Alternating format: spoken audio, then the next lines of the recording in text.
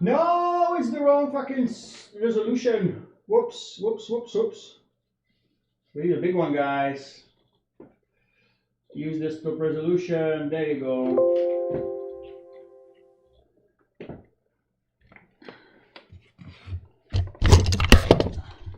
Yeah, that is it.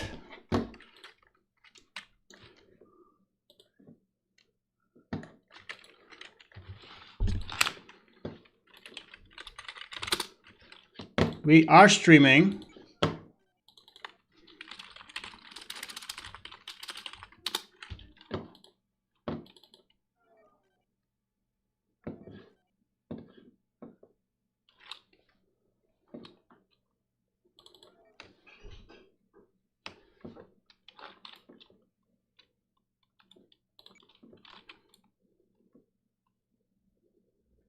I hope I docked in on Pueblo. I think I did.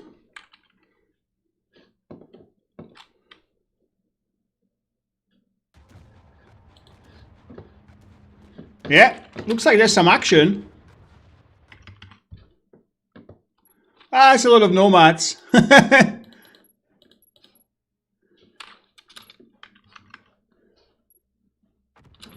Right, so let's start the stream.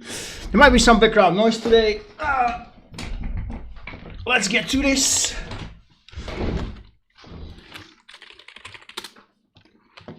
There's a lot of lag here, it seems, already. Let's see if we can handle this.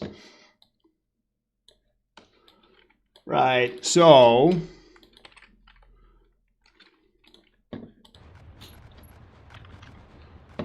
I'll be on the lookout for smaller ones. All right.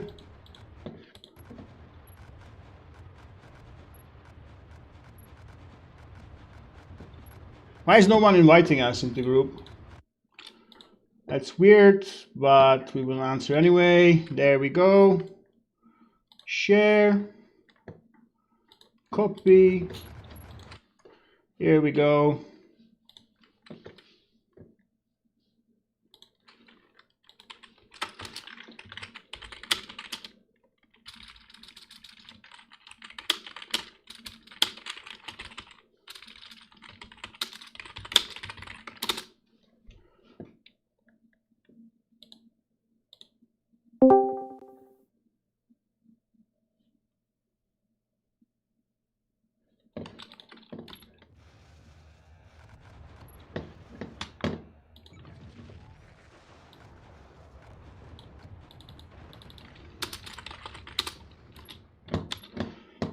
Yep, and 1 2 1 2. Okay, I am in. Let's put some music on.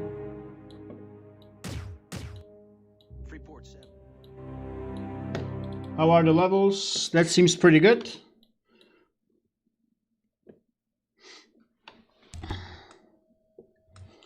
Right.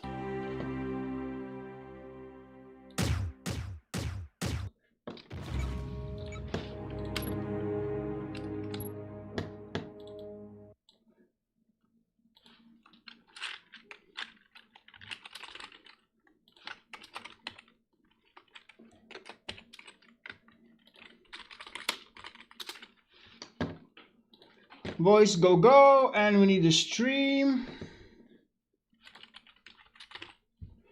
Search titles. Sorry guys for the delays. I just came in. I went for a party.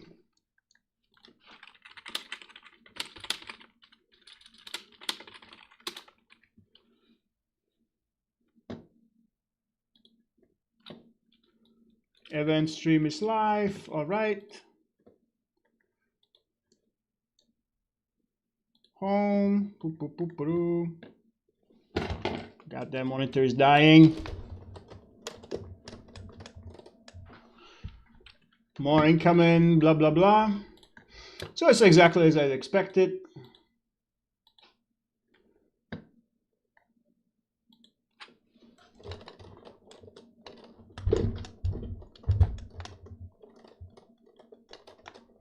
Why are people leaving already?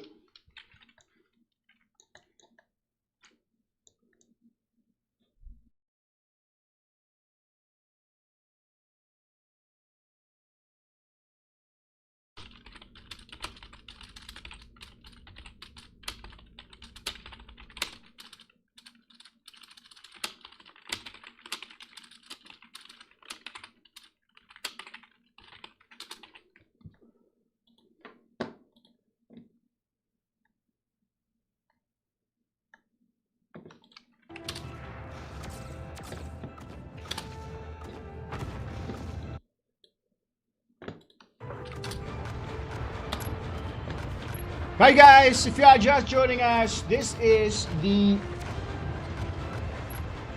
stream of the Discovery Freelancer game. I'll do it again.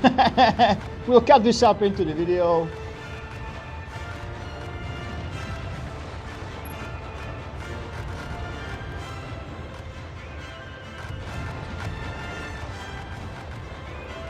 My monitor's having a seizure right now. Right, ladies and gentlemen, this is the First Armada stream. If you are just joining us, this is the event in Colorado. Seems like we have a bunch of nomads here. There's a bunch of normal people. Let's shoot some nomads. There you go.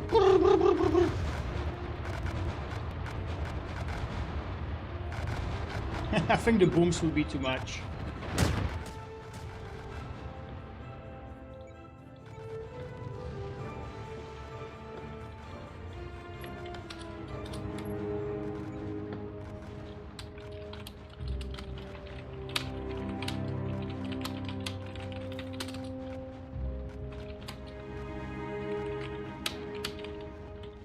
Fire at will. Let's go. Let's go.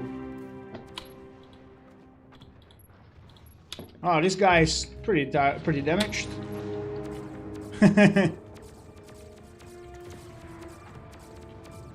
Now, if you are in the chat, let me know. I actually have a nomad nearby, so if you want me to swap, simply tell me in the chat.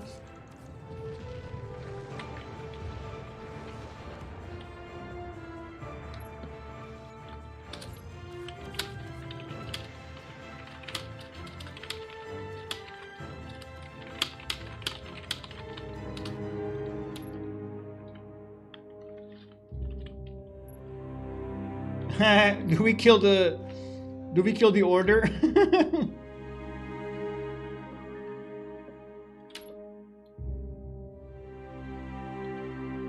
Right, so if you are just joining, I guess, guys.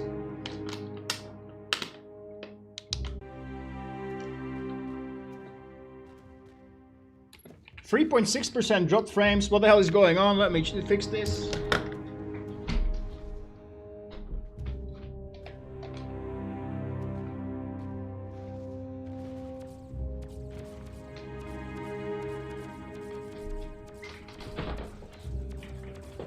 Right, let's see if we will keep dropping. It seems like it's a connection issue. I don't think it's the actual game. I think the stream is lagging currently. Seems like we are back.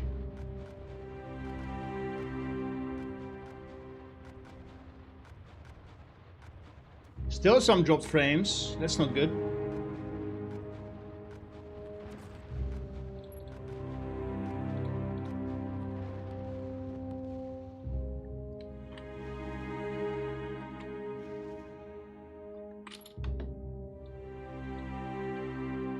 Okay, now it seems to be better. Drop frames are not rising. It seems green on our end. Can we finally officially start here?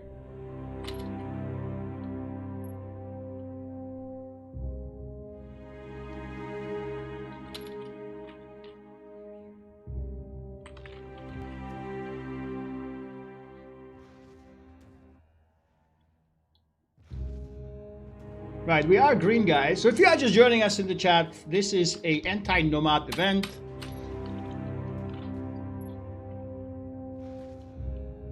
Gara roleplay. I don't think anyone is paying attention. The bubbly corner of darkness. So the story is that bubbly corner of darkness keeps on radiating. Dread and anguish keeps on pulsating and pushing out. Purple vanishes. Banshees? Oh well. These are the old models, actually. I'm pretty sure this is the old model of Nomad.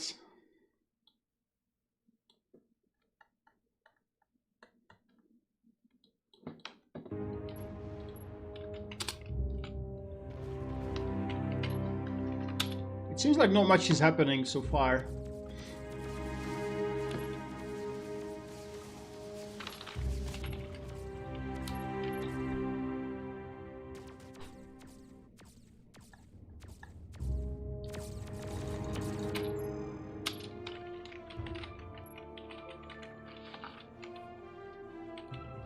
We could always shoot the order.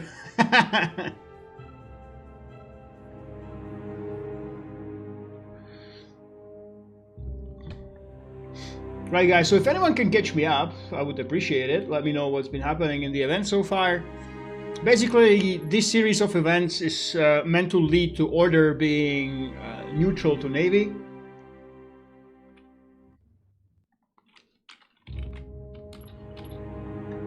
At the end of it, order should be allowed to liberty, and that basically is the whole goal of these events. In order to do that, you actually need a massive attack of nomads in liberty. You basically need to revive the nomad war, more or less, for order and liberty to openly ally like this. So obviously this is the goal of the events, and I think that there's not enough NPCs right now. There seems to be not much happening.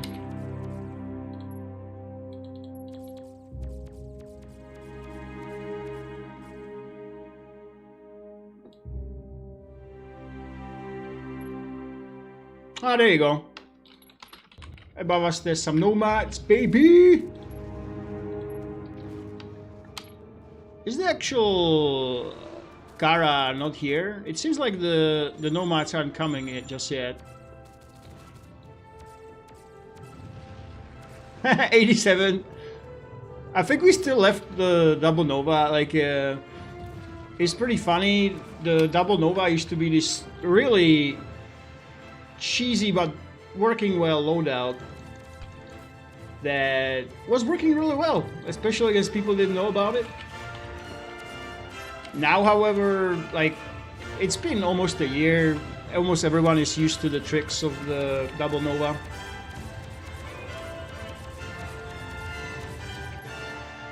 So I've actually been actually standing out of it.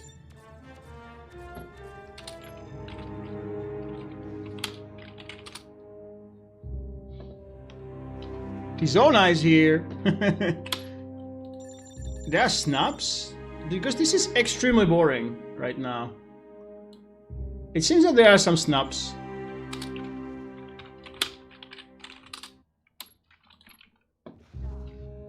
Yeah, this seems like a pretty large flop for the cups. There's just not enough aliens here that would mean that there's enough of this.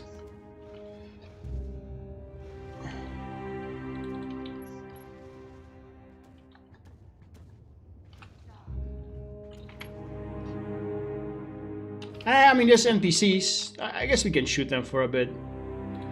It's a little annoying that the players aren't coming though. Right, chat, if you want me to swap to the Nomad side, type 1 in the chat, okay? We need someone to let me know if we should play the Nomads, because right now it seems extremely one-sided. Type 1 in the chat if you want us to swap to Nomad side. Don't say anything if you want us to continue playing Navy. We actually, if you're wondering about these, this is the old models that are still in the game.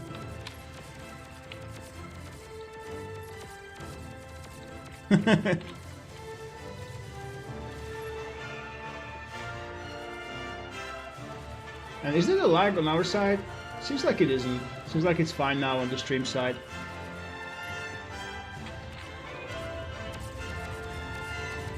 Are they not firing? They don't seem to be shooting at all. See that? Like the Nomads, they aren't firing at all. They just sit there. What's going on?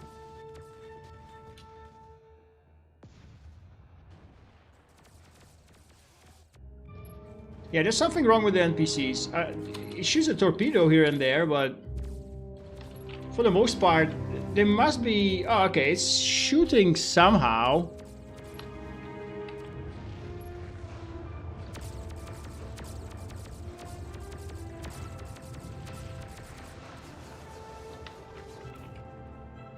You shouldn't be able to just sit next to it like this, though.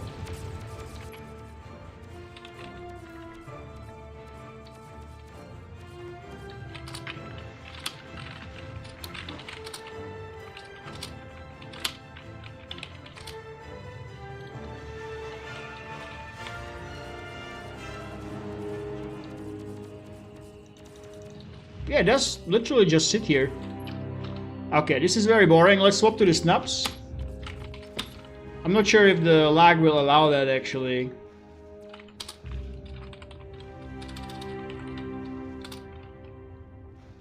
Ping 63 also all seems good.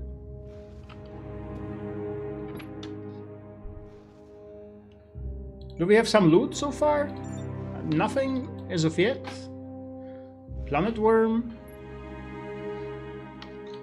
Right, so not much seems to be happening here. We will swap to the snaps. It looks like the nomads have swapped to snaps mostly.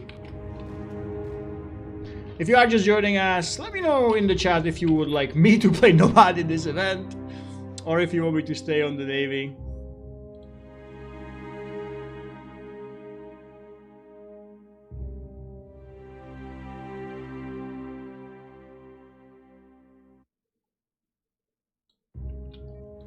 Yeah, they just sit there. They are not attacking. There's something wrong with those NPCs. They shoot, but extremely weakly. You know, they don't have much.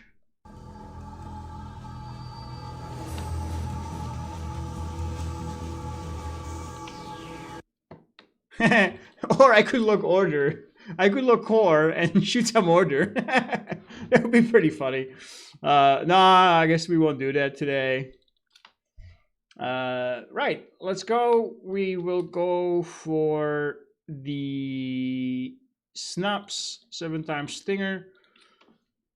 So far it seems not very well designed for caps. There's literally no capital ship enemies, but you have to have caps to shoot the nomad NPCs, so I don't really see the point in the event design.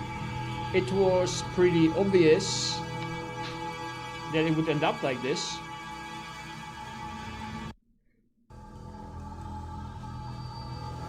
Kepler, there you go.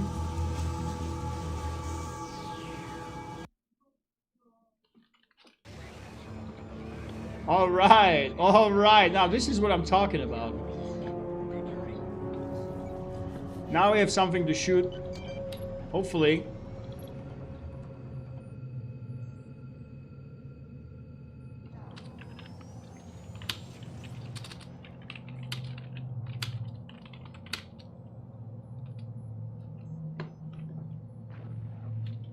Let's see if we can find some nomads, ladies and gentlemen. We are in the group.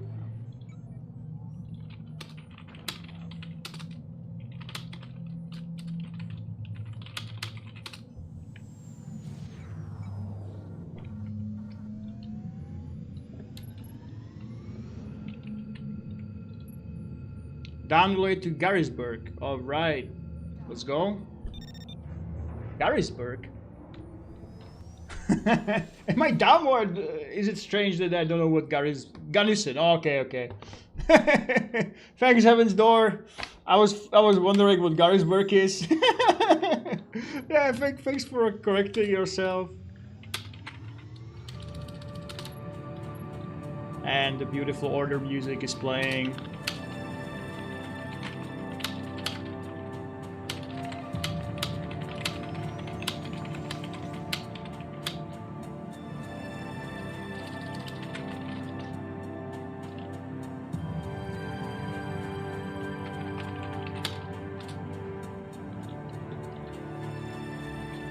Todo escapee.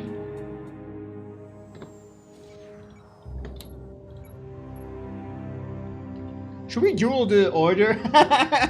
We can duel the order.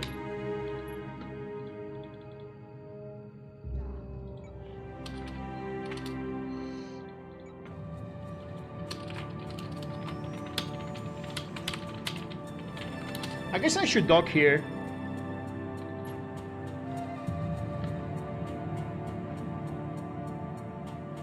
If you are just joining us, let me know in the chat if you would like us to... Oh, there's actually more NPCs, but they just don't shoot that much. They spawned a ton of NPCs on top of Pueblo, but they aren't shooting. They're just not firing.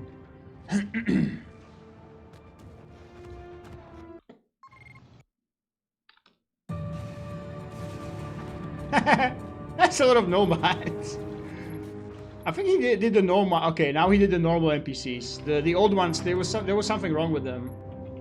They were broken. They weren't firing. I think the entity realized that.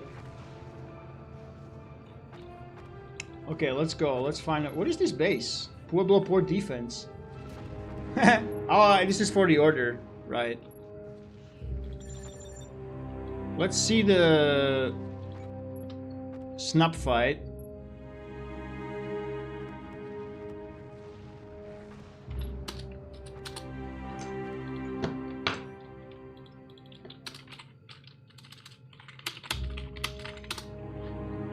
Oh, here.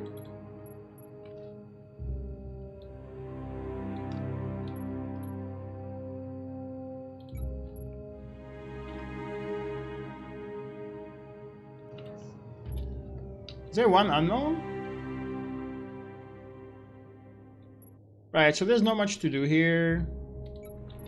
Beacock, unknown. I guess he's dueling someone as well.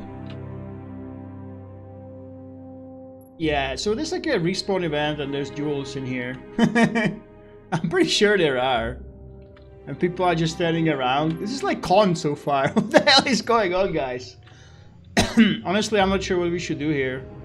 You know what? Let's take the fighter and let's shoot some NPCs. Why not? Why the hell not? Take some screens, shoot some NPCs.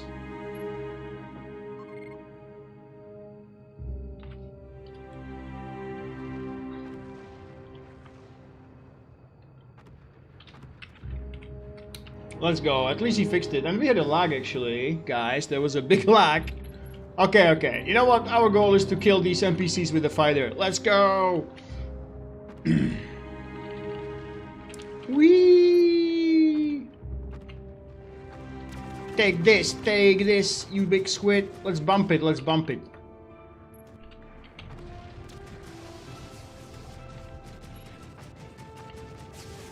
Beacock! We can't even join the snaps because they're fighting. I think these are the...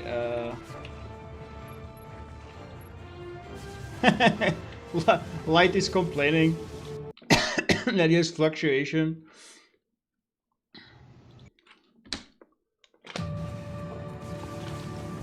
Right. At least you guys will see big booms, okay?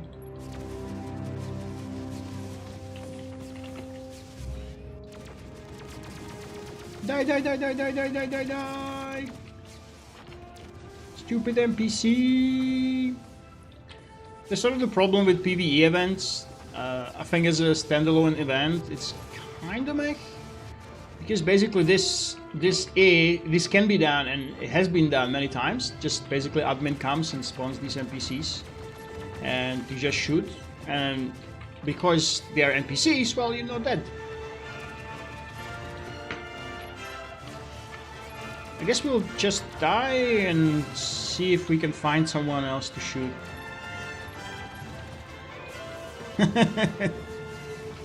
Yeah.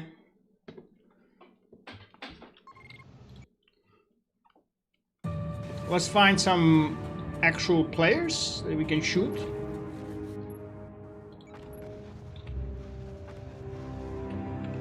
Or we could duel some order. There's a repair ship on board as well.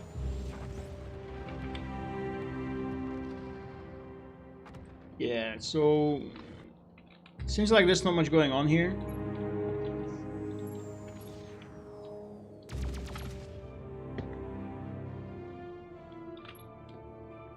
These are 2-on-2 now, I guess. Yeah, that's kind of the issue, you know, like if we go in, they might actually, you know what, I might ask them.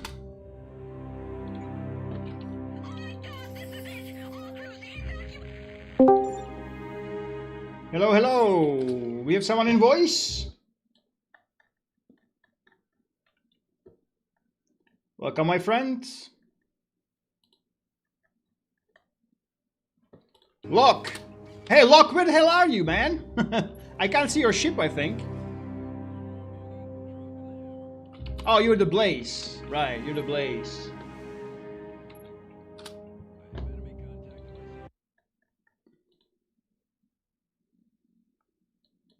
Who is winning? We have a question.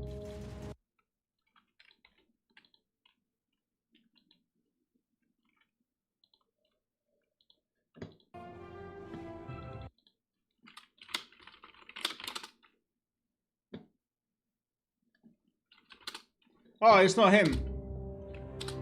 Right.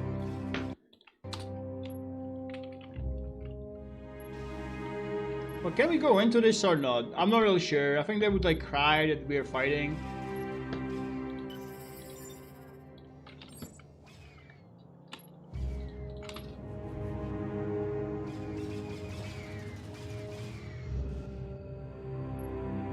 Yeah, so there's not many snaps to actually shoot. I don't see anyone we can shoot here.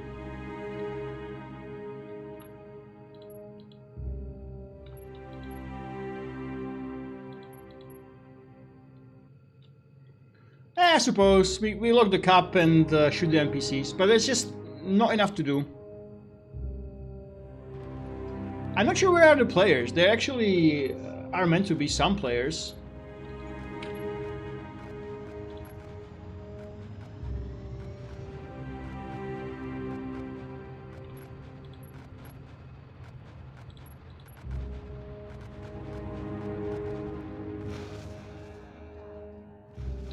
Where is Zahel? I guess let's find him.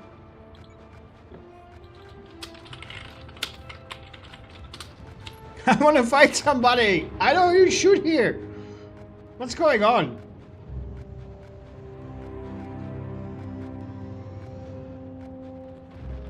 You know what?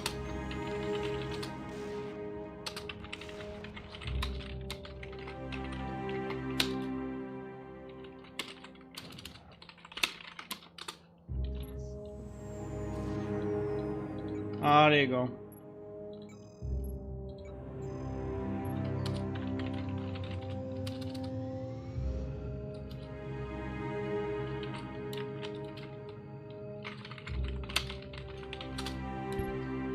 Where is the hell? Where is the hell? Oh my god, what is this bullshit? Why are people, this is typical in Discovery, you know? Yeah, I can't find the snaps, it seems.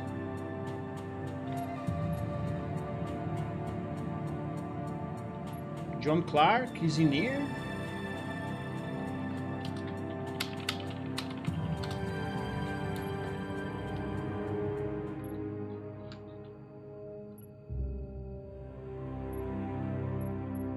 Yeah, screw it. I'm going in. You know what? I see some snaps, I just go.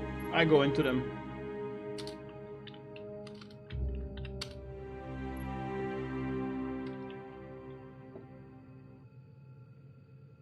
Under the lane.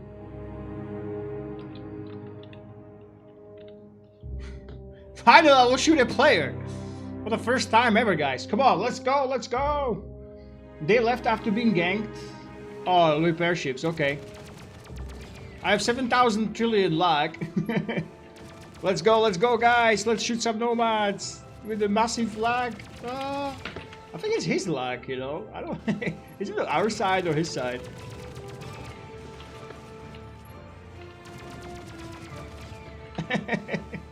This is lagging like crazy. Oh my god. I can't see anything.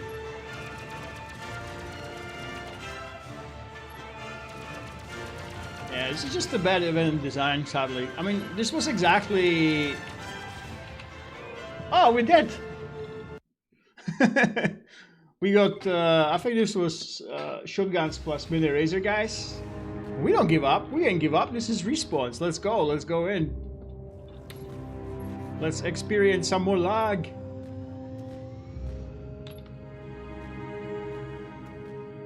Are they leaving already? It's been just an hour. It's meant to be actually 2 hours, this event.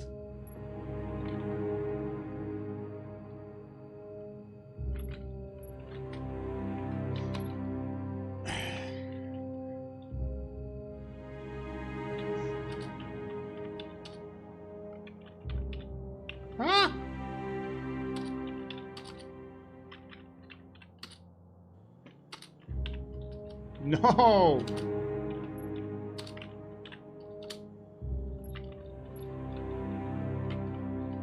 Let's go!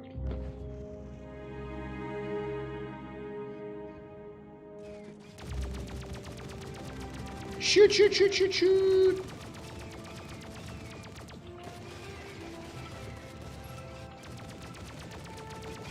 I can't even see anything. Oh my god.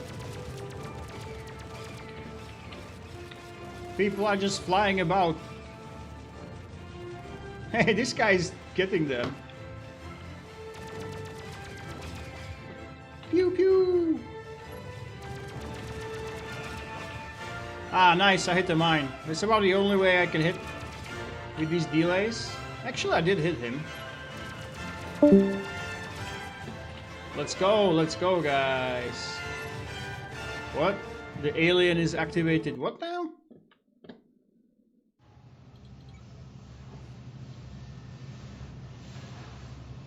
There was some sort of announcement. Event alien launch. Did they have an alien launch base? Ah, that's hilarious.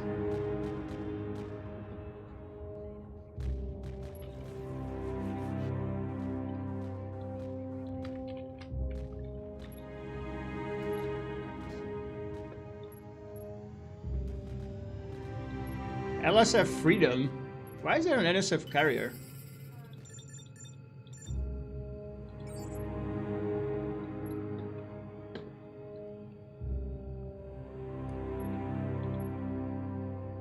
There's more unknowns. Oh look, there's a battle cruiser. Hi guys, if you are just joining us.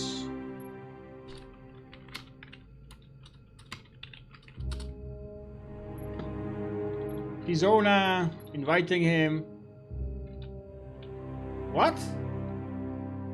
Yeah, it seems like the event has been a flop actually. So now we can go in.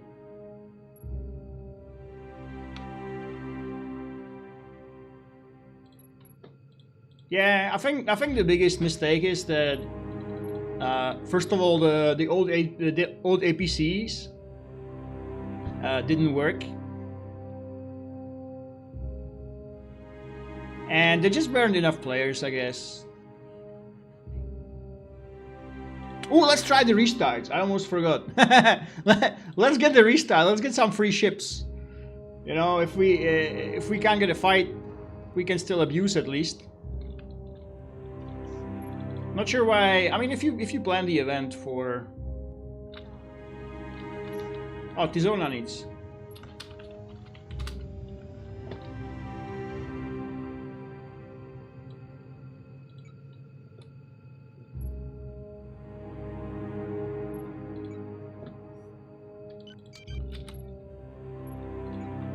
I'm sure they will get better, like as the time progresses. I did get the feeling that basically the event is more for the roleplay than actually wanting it to be a good event.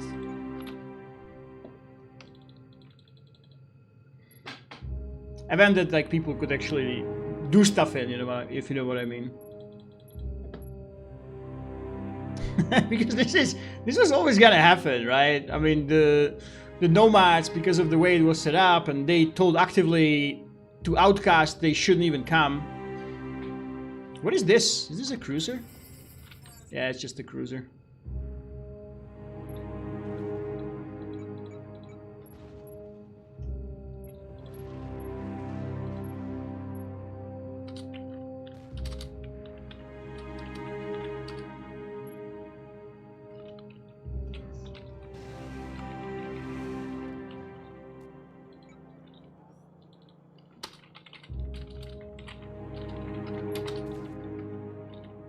Okay, what's the target?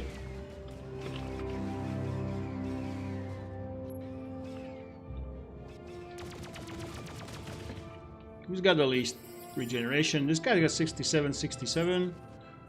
Damn. Big cock. Oh my god. Perfect beam. How to get started? What the hell? I guess they just made the restarts, right?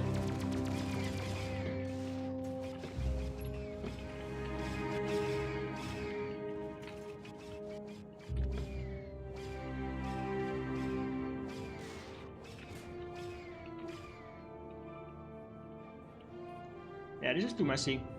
I think I'm gonna go ahead and start check out the restarts. I don't see any first guys here. Only Hawkeye.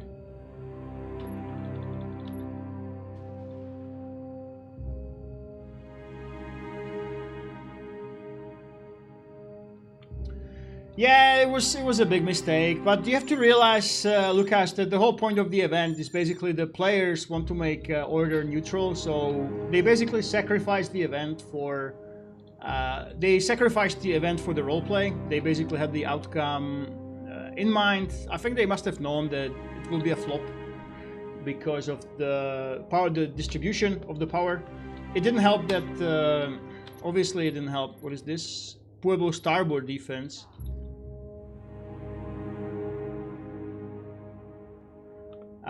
It didn't help here that the old Nomad NPCs actually didn't work. Yeah, it sometimes happens. We had the problem in the new event that basically a bunch of the NPCs we had, they actually didn't work. So yeah, you know what? Let's go. Let's create a new account. Order ships.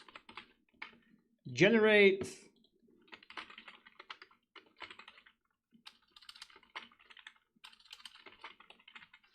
Okay, let's go. Free shippies.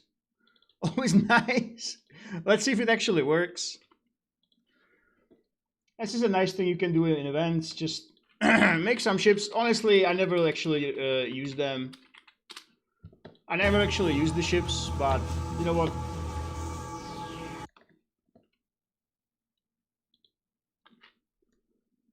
They are here, so let's see if it actually works.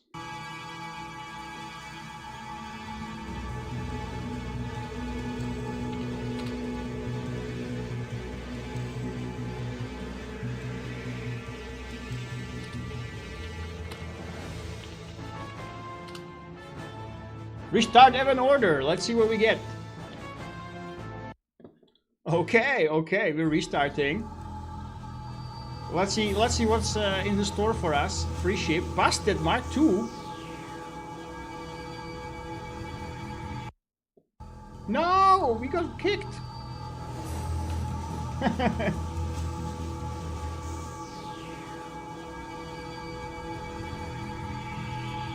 Darius is gonna raid SKNF in 5 minutes. Yeah. Is there? Where is the ship actually? Is it on the POB? Oh, it's on the POB. No, it's on Ouray. Is it on Ouray base? Oh, this is a cool ship. I never actually seen this before. Oh, okay. That's hand. Ah, this ship is cool. It's like a fat Avenger. No, a fat Defender, right? And it's got the cool Gallic texture. That's pretty good. That's pretty good. Not gonna lie. Actually, this might be fun in Liberty. Why not? Why not?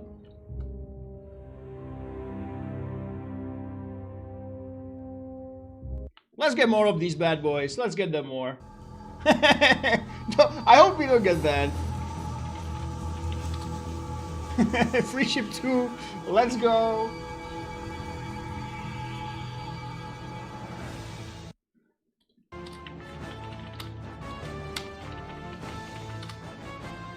In case we ever need them, I'm not really sure that we will, but we might. But yeah, I understand why they did it. They basically wanted the roleplay be clear.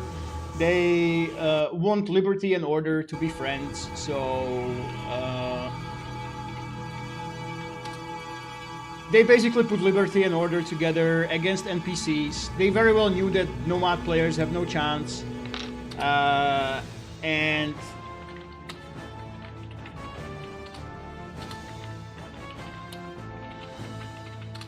that's basically supposed to be writing a violation report as we speak.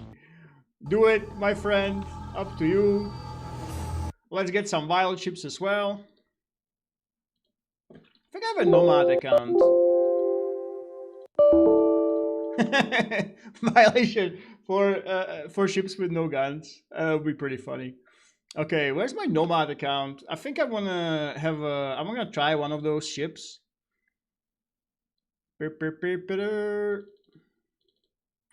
Basically, these restarts. Okay, this is one of the very much forgotten feature of being official faction. You actually can get a restart with the different ships, and even though I haven't seen it, I'm pretty sure it would actually pass if you make a bomber. You know, if you make a bomber, and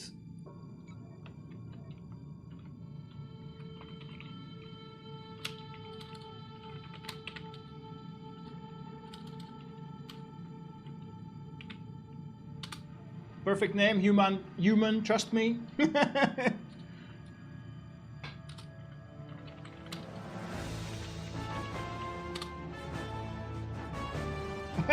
Nice, fool. Let's see what this actually gives us. I'm wondering where it actually restarts. Is it going to be Kepler? Human, trust me. Eagle. Actually, I don't think I've ever had an Eagle before. Did they arm this one? They're shooting around the ship. Oh, never mind. Oh no, there's no guns. So basically, Eagle is like a rock. By the way, if you never played the server HHC, I definitely recommend it. It's like a vanilla server, and you get the Eagle.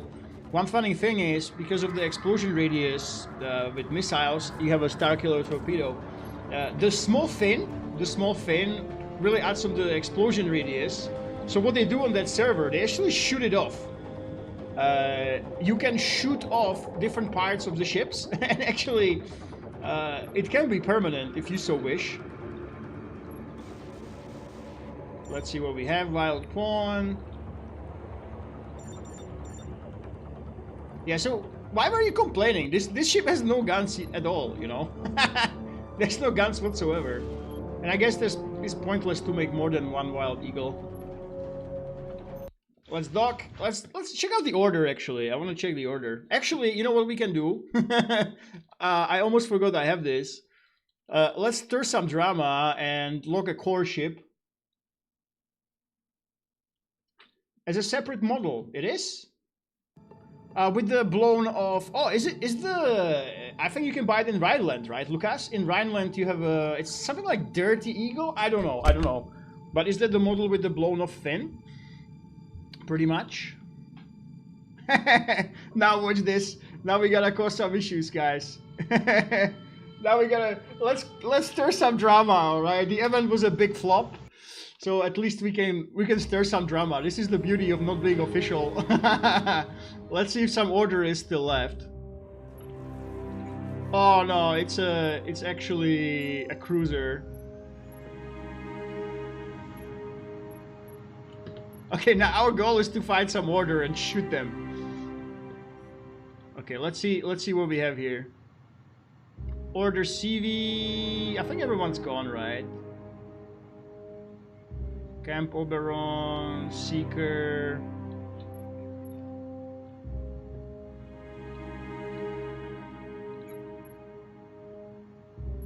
How is this battle cruiser still alive, by the way? That's what interests me. How is this thing still alive? Morbidis.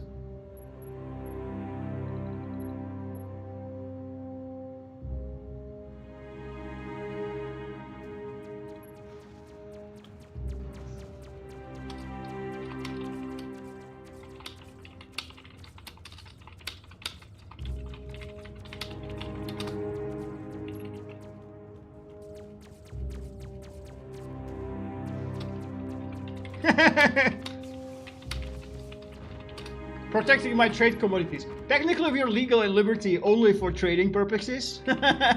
So we need to do high-level roleplay like this. Let's go. Pee pee pee pee pee pee pee pee pee pee pee pee. Die die die die die. I absolutely love these guns, the core guns, the 600s. They are so beautiful, like, holy shit. Look at this. And our goal is to take him, guys. Can we take him? I think they removed the fuse, right? So we have a chance. And the goal is to take it down, kill Steel on a very heavy fighter. No, a heavy fighter, actually. Okay, okay, we're ready for this. We are ready for action, guys. And let's go! No, no, no, no, no, he's got the fuse still. They didn't reduce. Oh, no, they didn't. They didn't take out the fuse. That sucks. Oh, no, that's a big mistake. The devs basically removed the dead fuse from everything but this, it seems. What is Alejandro?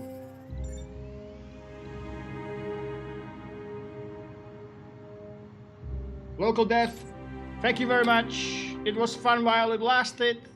I hope that they will design the next events a little bit better. I think generally from an event design standpoint, this has been a bit of a flop. It's basically more for a roleplay. I think even the devs realized that they canceled it an hour early. I actually left the party for this. There was this young lady that actually is a pilot.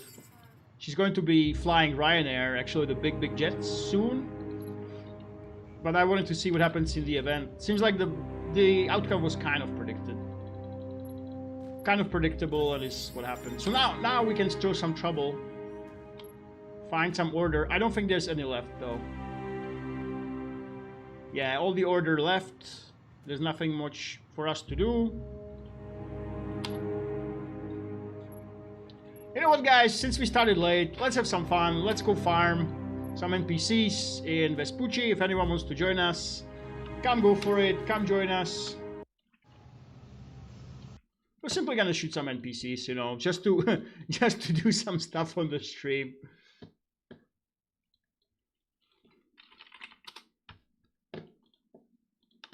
If you want to join us, you can jump from, we're going to be jumping from Colorado.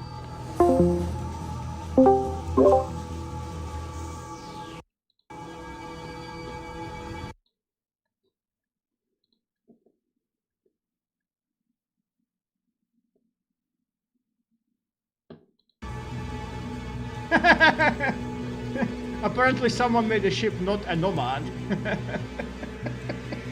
And they were put into Bastille. Oh my god.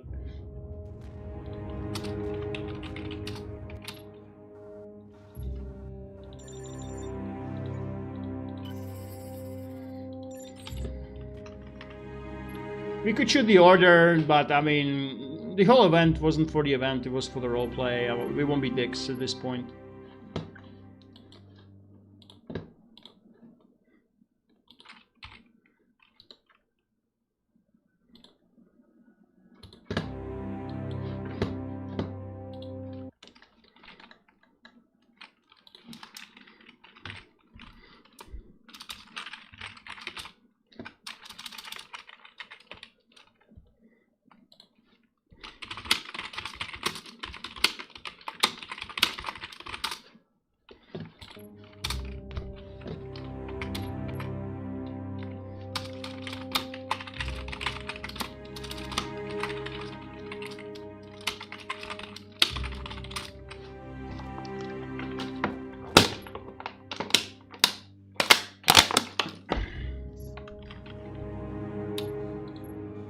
This thing can just...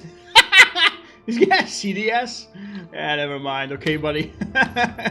Oh boy, he actually did CDS. What a dick. That's pretty funny. I didn't realize that he's still an unknown here.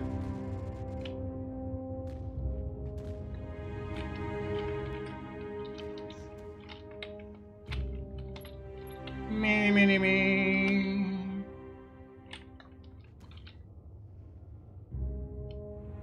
I wish I could jump. I wish I could land from this. Can we dock on the POB actually? I wonder.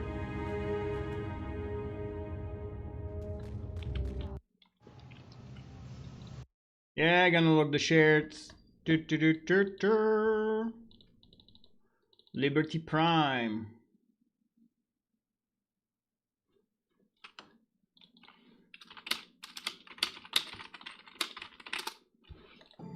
Let's go, guys!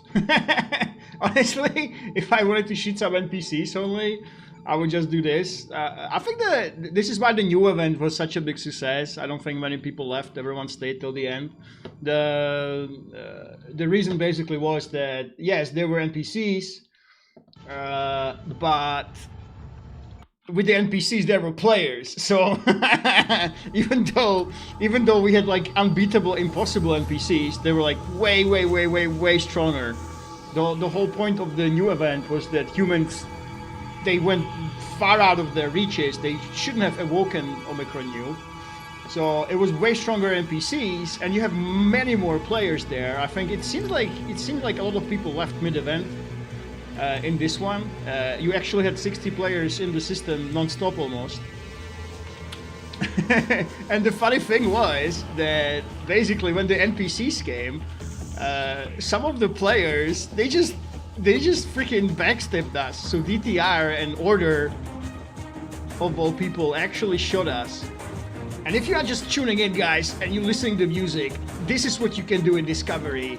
All you have to do is go into the files, find in data, find the music, and then navigate to, I think this is Independent World Battle, and then you can replace every single file with whatever you want. So basically, I found the battle music from the Independent Worlds to be pretty lackluster. So what I did, I took the original track from Vanilla that's called The Race 2. So this is from The Race, if you remember, you were racing in Vanilla. And I renamed it to the same name as the Independent Battle music. And that's exactly what you're hearing right now. If you make it the WAV format, WAV, and you just replace the file, it will automatically start playing. And this is not just with Freelancer music. You can basically take your favorite music and chuck it into the game. I actually, in Gallia, I know that they tried a lot, but basically the music is just made from a crappy electric piano. I have one of those like soap opera musics. So when I play Gallia, I actually hear Amelie from Montmartre playing in the background. I don't think I can even show it on YouTube since that reported. Yeah, if I actually played it on YouTube, the stream might be yeeted and the channel closed because it's copyrighted music. But yeah, I absolutely have that, so I definitely recommend that. You see that my Freelancer is very much pimped out.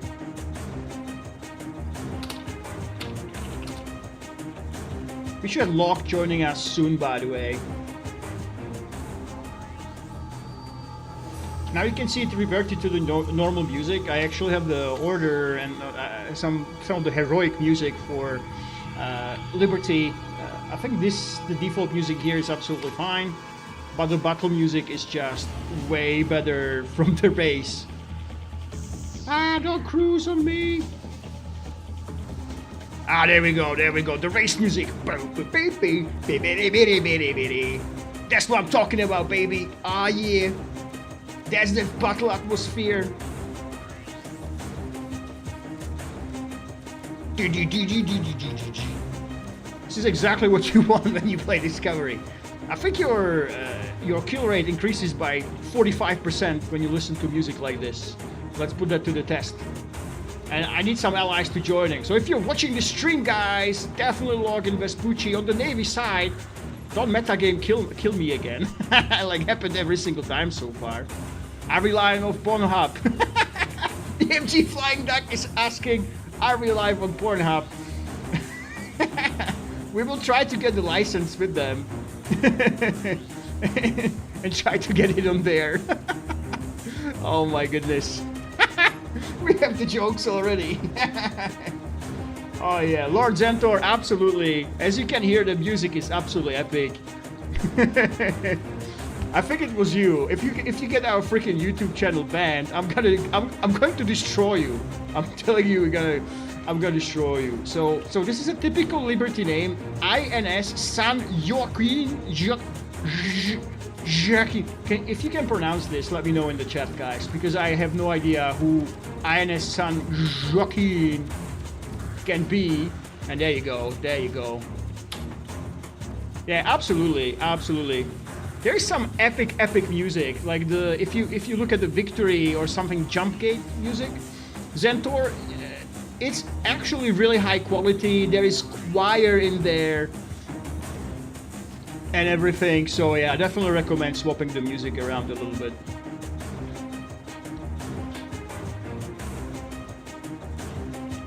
This one is especially epic.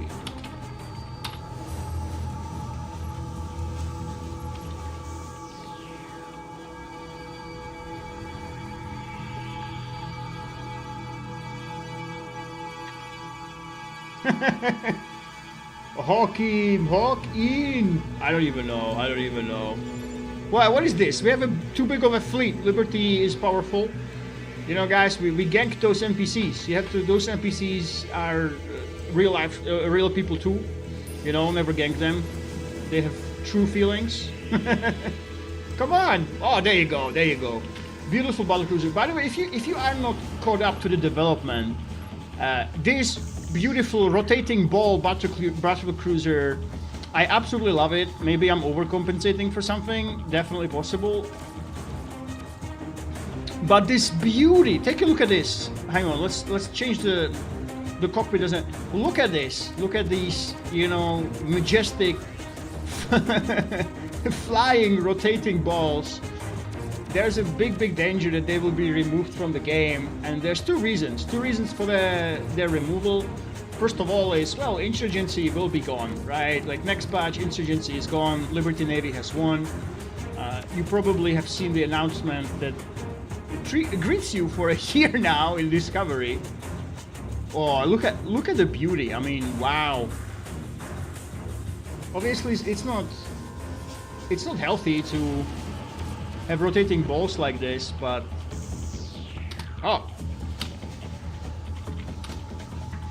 This guy can't even freaking tag his ship.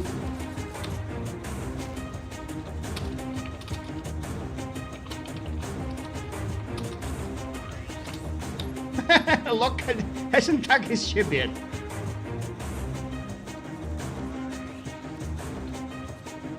He will be right back. Shoot!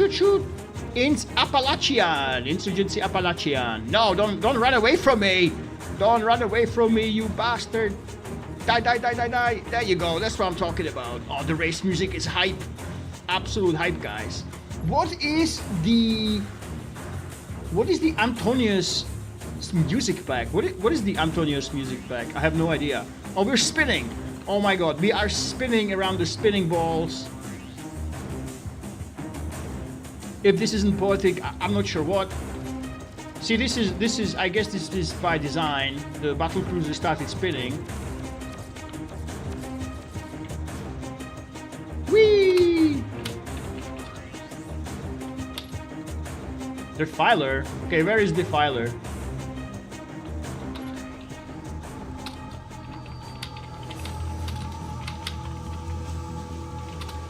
I will jump him. I want to get my Jacobi here as well. Whee! Yeah, so back to the battlecruiser. Basically what's gonna happen is that first of all, Insurgency is getting deleted, so obviously they are not sure where to put the battlecruiser. Second, the battlecruisers are actually getting a rework. So the lead developer Haste pretty much doesn't like the fact that he would put an extra work for a battlecruiser that is standalone. So a lot of the ships that you see in game right now that aren't the main faction ships, basically there's a big danger that all development on them will stop, right? So basically development on these ships will stop, and when they get reworked, unless the devs decide that the small amount of people that want to work on them, that actually still want to fly them, even though you can't buy them standalone, there is a big danger that they will simply not adapt them to the new models and stuff like that. They will stop working, they will have bad gun mounts and stuff like that.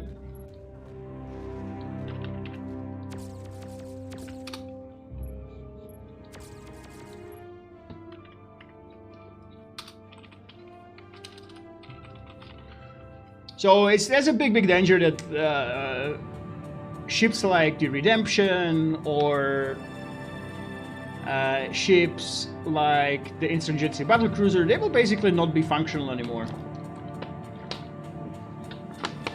You won't be able to fly them effectively. Now what will have to happen... Ooh, god damn it, old coordinates. So I think it's a shame.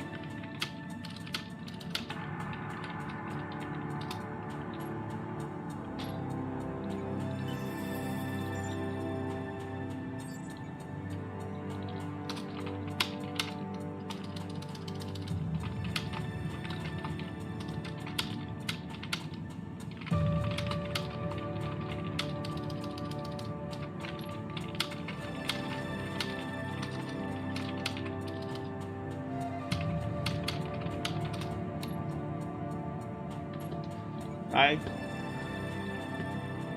Liberty Rogue. I wonder what faction this is. Yes, there's a forum thread, Lucas, for that. Order in Magellan.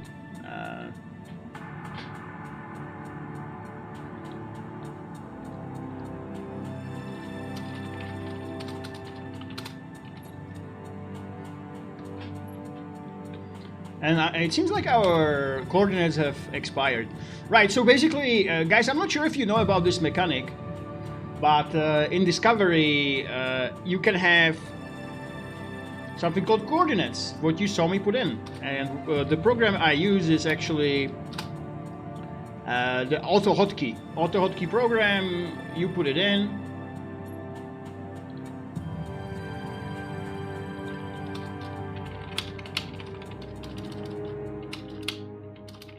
Event was a flop, kinda cancelled early.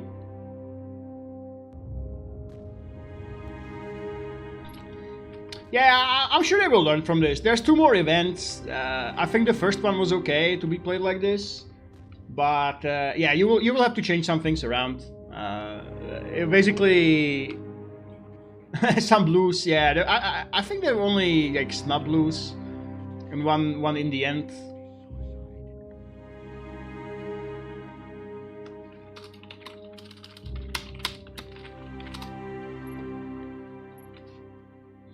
No, there were 4 people.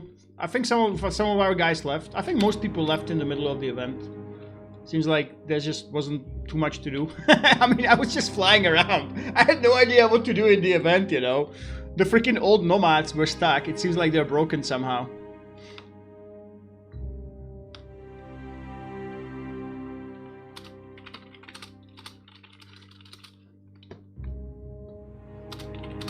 Yeah, so if you're not familiar with the jump drives, basically you can scan an area of space and then do it, but it's not practical for factions to do it themselves. Basically, the best way to do this is that someone specializes in this and you hire them, and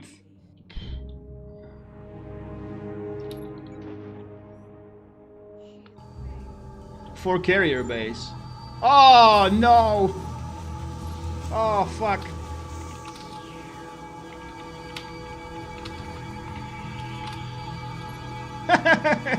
And there's 2 defilers!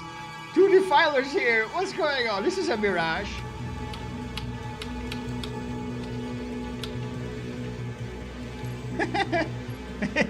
Oh my god. Yeah, so basically there's this like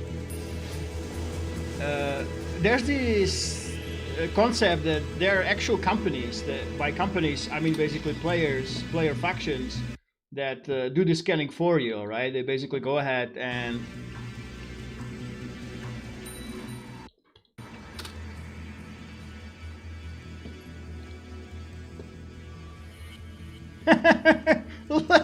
what is Locke even saying? I have 2 computers. One computer can't run Discord, other can't run Freelancer, both on different areas of the house. What the hell is going on? Oh, that's hilarious. You know, like...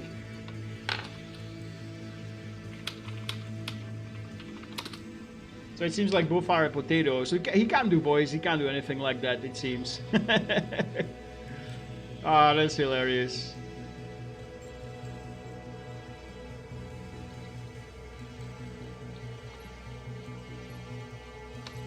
Vista laptop. Oh wow.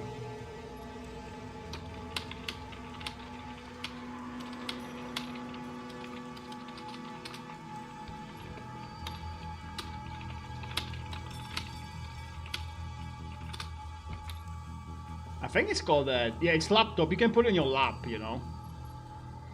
It's kind of movable.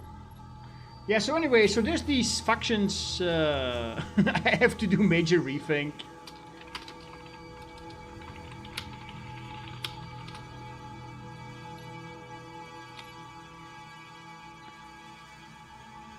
Yeah, so basically, you get the coordinates from companies, right? It used to be the Starflyers, and there is a new faction, Starlight Research Consortium, SLRC, I think.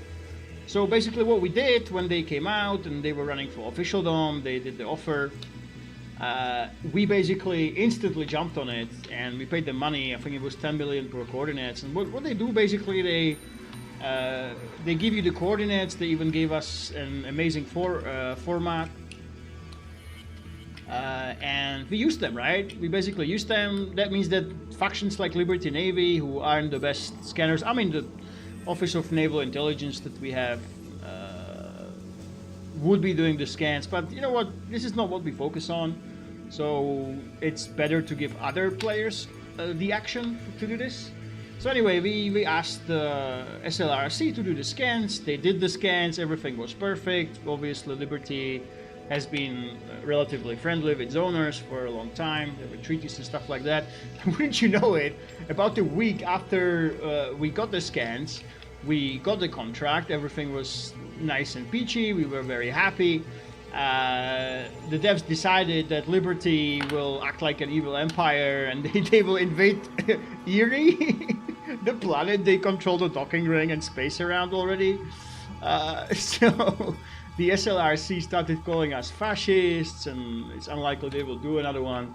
So yeah, and then what happened is the Starflyers, the OG ones that my character has actually worked with years ago, and FLG has worked with them years ago. Zentor knows, if he's watching the stream still, that we actually worked with Starflyers actively.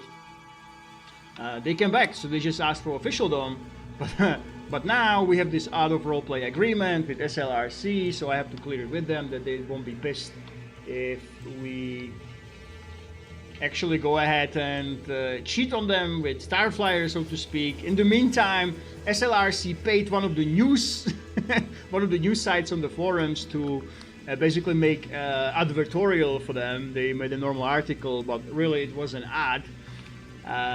So now they're pushing their services to everyone, and it's looking like there will be a competition for who will do the scans in the game.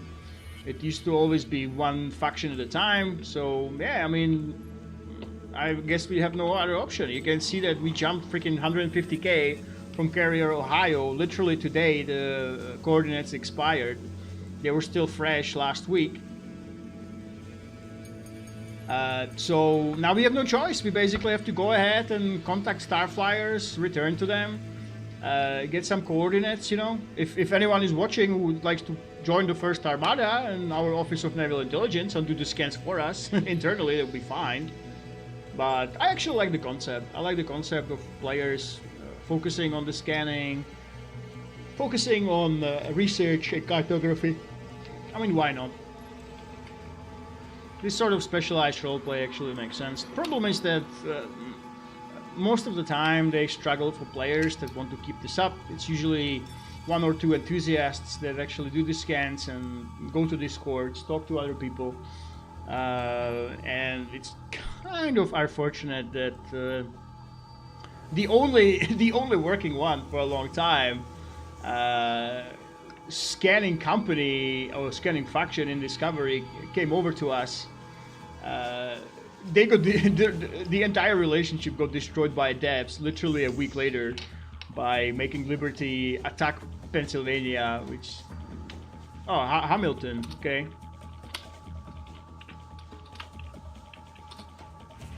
We have another guy. Excellent, excellent.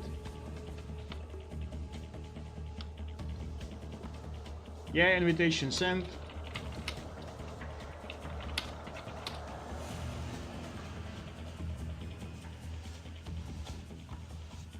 Ah, nice. 3 people. This zone is actually really good. I'm definitely going to miss the battle zone. I really hope that the devs will not only leave Coronado, because Coronado is badly designed. There's just too many gunboats, too easy to die. It's just, I don't know, there's something inherently broken about the Coronado PvE zone. But you can't be sure of anything. I know that a lot of systems will... Ooh, Pueblo starboard defense got destroyed. I know a lot of the systems will get an axe. I know that the Leap developer isn't a big fan of battle zones.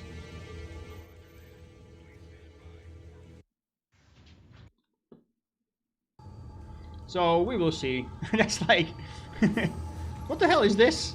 Oh, it was the inside. Oh, look at that. Oh, beautiful. That was the insides of the freaking battle cruiser, guys. Oh yeah, that was gorgeous.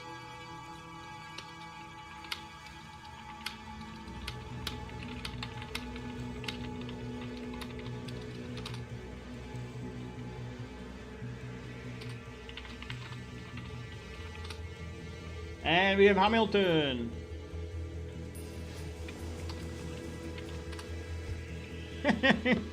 Potato. Yeah, so he would have to run. Now, okay guys, are you ready for it? Are you ready for the beat drop? Okay, I'm not gonna waste it on a gunboat. Oh, there you go, there you go. So are we ready for this? Let's ready for the race music. 3, 2, 1.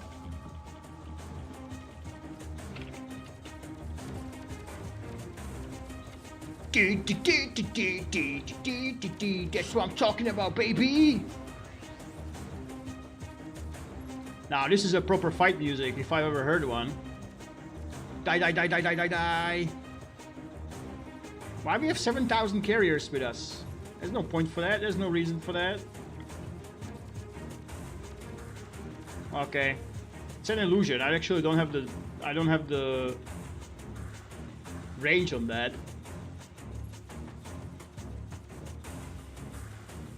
You know what I always wondered? Like, how the NPC carriers can shoot backwards? I always wondered if there's like a insane PvP pro that can actually swap to turret view and blast someone in snubs when they are running past them, you know? I don't think it's possible, but that would be absolutely insane. I stole so much H fuel. Yeah, I mean, we just drop it, right? Honestly, you can just go ahead and stand around. Even dupe people into inviting you into a group. Arkansas, that's a boring name for a battle cruiser. No one cares, you know. Snake River, now this is cool. Snake River. Ooh, we took down Snake River. That's much cooler than taking down freaking boring Arkansas, right?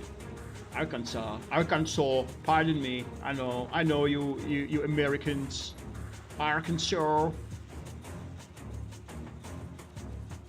There you go. Snake River was a cool name. I might actually steal it. Mount St. Helens. Now that's pretty boring, right? Snake River. That's... I'm not sure if I would swim in that, honestly. There you go. Boom, boom, boom. I went for a nice swim in Snake River. Yeah, probably not. But it is a cool name. Yeah, this is LNS Wabash. Grand Canyon. Yeah, it's kind of boring. Appalachian again. Gila.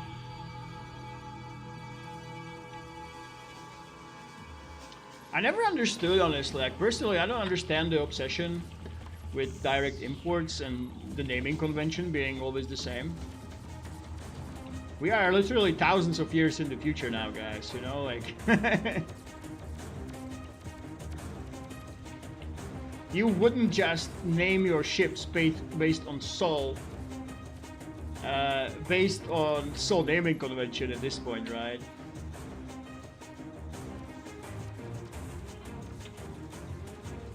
There's only so many names you can import before, like, the actual mountains on the planets. We didn't get the bounty. That's a disaster.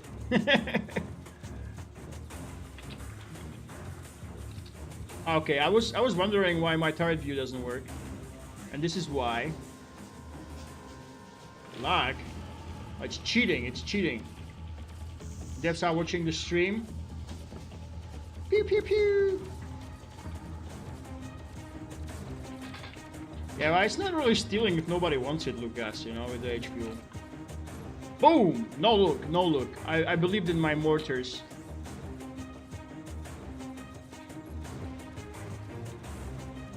Yeah, so it is 3,000 years in the future. I mean, at this point, surely some mountains in Liberty, on Liberty planets, would have various names, you know? It wouldn't be just replicas of Sol planets.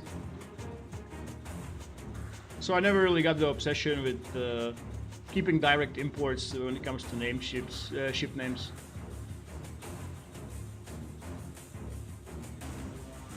This music is so epic, honestly. Keep this up and I get second Overlord.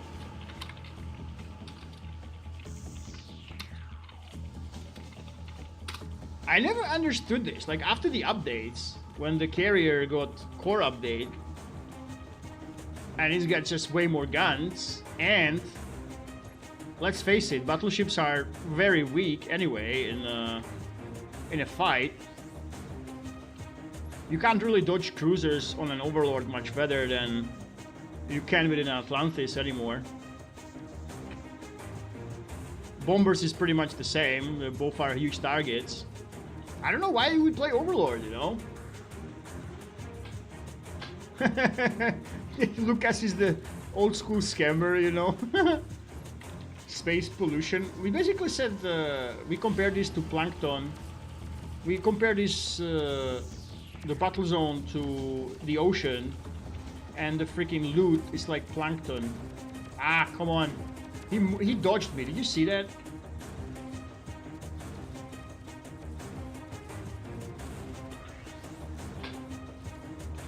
Is that true?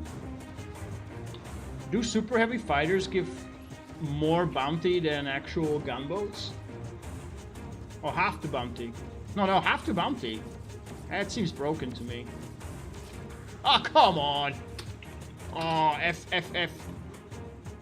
Freaking carrier, you know? I hate you, Gila. There you go. You traitor. No! Okay, the mortar will kill him. The mortar will kill him. Never mind. Someone else got him. That's good, that's good. I'll take it, I'll take it.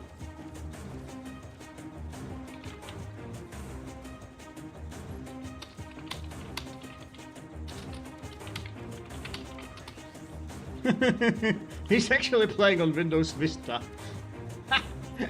Isn't it like legendarily bad? Actually, I'm not sure if Vista were so bad. It's just like no one used them really. Maybe some IT guys can correct me. I think the meme that Vista is absolutely terrible in popular media, I think it was kind of overplayed.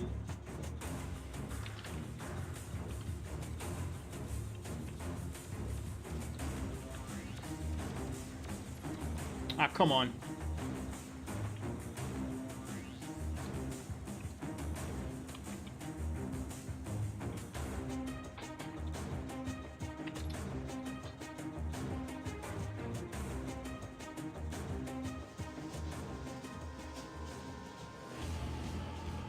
Let's see if someone actually dares to fight us. Probably not. Yeah, honestly, the Vespucci battle zone is more fun than the event. I'm not sure what happened. Like we actually had Sam Dennis spawn the old ones, like the the ancient nomads that you saw there, the old ships, they were absolutely fine. They had like normal guns. They were killing us a lot. There must have been like 2 years ago, and when we were still on 46, then we were running it. Basically, San Dennis just did what you saw in the event, but he did a lot more ships. He just randomly, it was no event, nothing. He just saw a lot of us locked along, and he came to New York and he locked those. But they still worked back in the day. There seemed something wrong with them today. They were just standing around, not really doing any damage. The nomad battleships.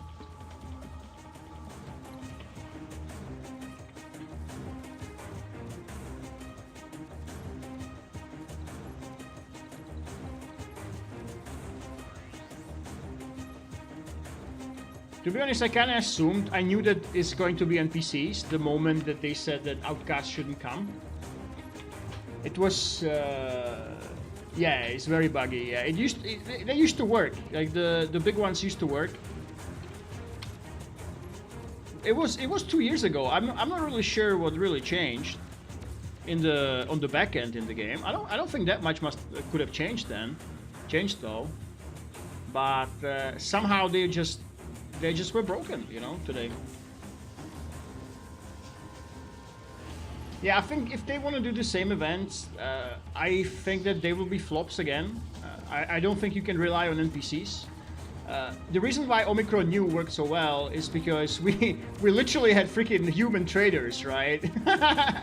Even after we spawned the NPCs, the freaking humans, because we like faked out everybody, we basically we did it was such a genius design. I'm gonna go ahead and sing my praises. We literally fooled people into thinking this is just a mindless con PvP event with rewards, so they went after the kills. But we didn't give a single fuck about who wins, because in RP it was pretty decided, right? We knew that the NPCs are gonna destroy everyone. But because we put the point plugin on and we put like shitloads of rewards on, people went crazy. So even though we had a massive amount of NPCs, you could never actually turn into full PvE, because the ships that had a lot of kills, like the Order ship and DTR, they were like, fuck this, I don't care about so many nomads, the end bosses that you see a couple times per year in game. And they just kept shooting the humans. So it was just such a mess, and you had to be on your toes, really. So that's why it kind of worked.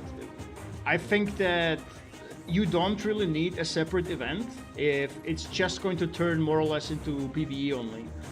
You can simply gather people, ask Entity to come, and he can spawn them. You sort of don't want to hype that up too much if you know that you will have completely one-sided sides, like happened now.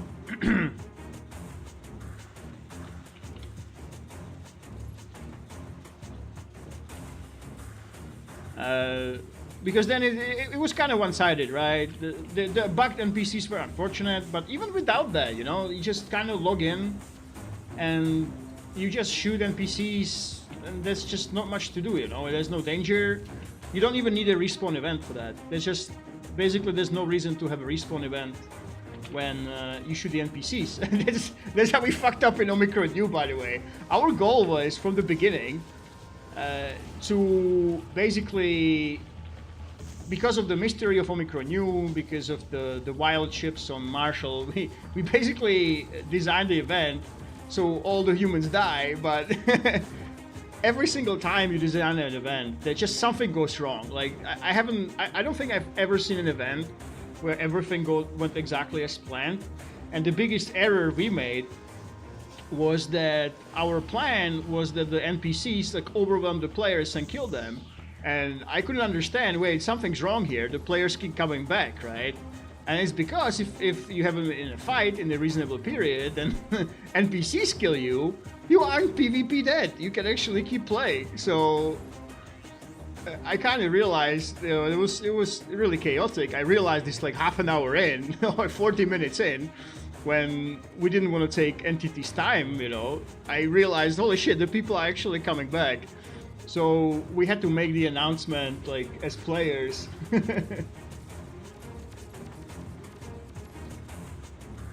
So we had to announce, like, I had to pretend I'm a freaking admin, and I told people, if you are dead by NPCs, you can't respawn, you know?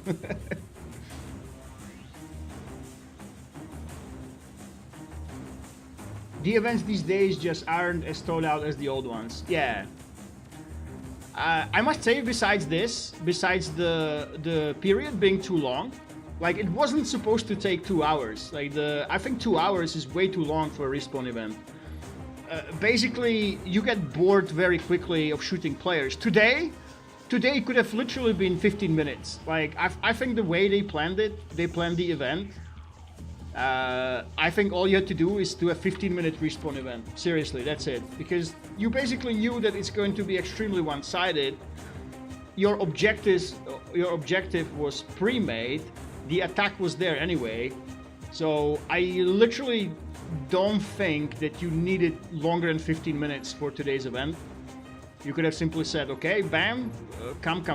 It has no end time. We don't say when the end time is. And then just have a quick attack, right, on Pueblo.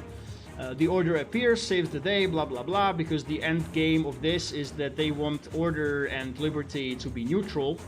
That's the whole point for these events, and that would be it. You would basically be done. That's option A. Option B is you just need player opposition, right? If you make it a 2-hour-long event, even if the NPCs work, it would get boring sooner or later. Like, it was obvious that it's going to be one-sided. The way I wanted to get around this, obviously, is try to get in outcasts, you know? Try to get in outcasts, try to get in other factions. I don't think the organizers understood why I was trying to do that. And the reason is, I have a lot of experience in event design. Basically, every single event that I've made had some sort of a trade element, respawn element, chaotic multi-site element, and clear goal. I understood that from my past experience. If basically it's too one-sided, the event design just fails. You suddenly are just stuck there shooting the same objectives, and you saw I just didn't know what the hell to do. I had nothing to do in the event. Like, you don't want to pile the nomad players on snaps. The cops you kind of shoot, but it gets kind of boring after like half an hour, right? Lucas says, I can remember an amazing respawn PvP event, right? Let me know. I'm always curious what we missed.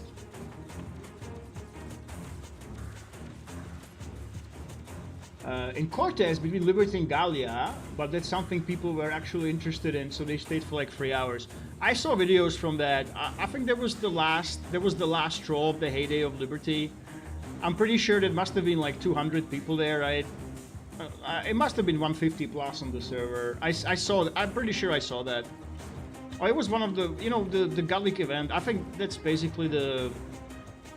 I came after that, you know? There's okay, so there are basically 2 approaches you can take. First is that I think the event that you're describing, and then the end of the Gallic War, like 2019, the big events then, 2019, 2018 and stuff like that, you might argue that it was the last time Discovery was actually massive, as in it had shitloads of people, 100 plus wasn't something extreme that you get only once in a long time.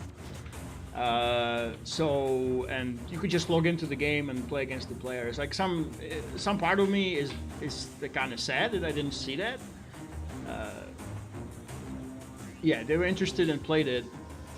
The other part, however, like from other perspective, I'm kind of glad that I came after Discovery dropped to 20 player averages. And the reason is I'm just used to this, right? The reason why I'm like the most successful faction organizer in Disco, like I currently freaking lead, I don't know, four factions that are doing reasonably well, 3 officials, and the First Armada that's like, I don't know, top 5 on the server or something like that. It's because I'm used to this environment. I don't have this like romantic idea of there's gonna be 150 people on the server and I'm gonna be able to log in and play. I just play with the reality. I understand the reality. I understand that you need to give people incentive to play.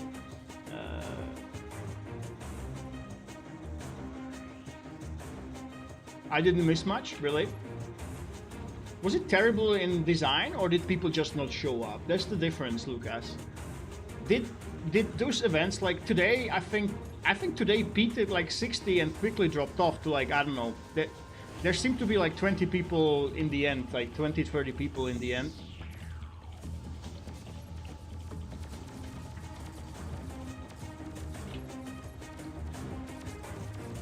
Yeah, around 20 people, so this event was a flop, but still, I think it had like 50 people show up, right? No, maybe not 50, but maybe 40 people were still there. So let me know, like, how was it back in the day?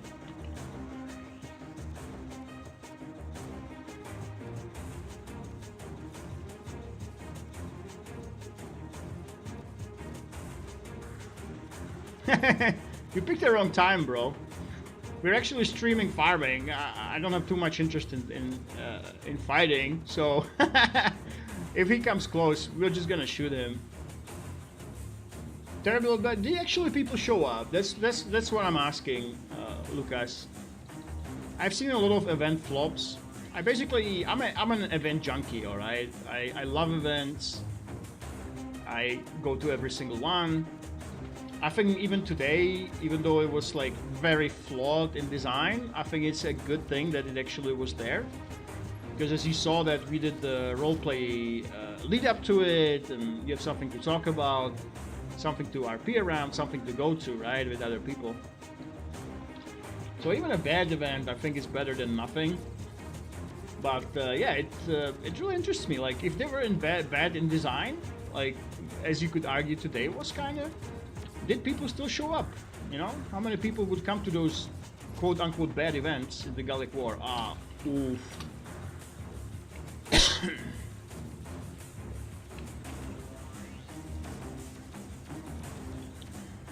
One thing that seems to be a clear phenomenon.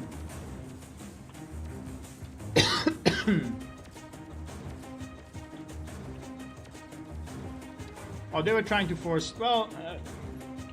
Honestly, Lucas, it's very, very difficult to not do that, to not have the outcome of an event pre-decided. As an event designer, it's really difficult because you kind of need to, you kind of counting on some sort of story, and you are designing events with that, so you always sort of need to predict who will have the upper hand and try to design the event around that. It's just the way, if you have a good design. Like today, the reason why today failed is that they didn't take that into account.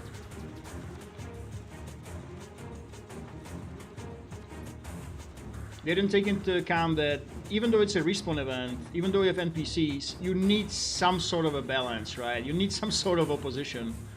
But yeah, you kind of need the outcome. The way I actually get around this is when I organize events, and I know I'm going to be on a weaker side, I actually design it in a way that my side loses. Right, so I think this is the only way you can do it correctly.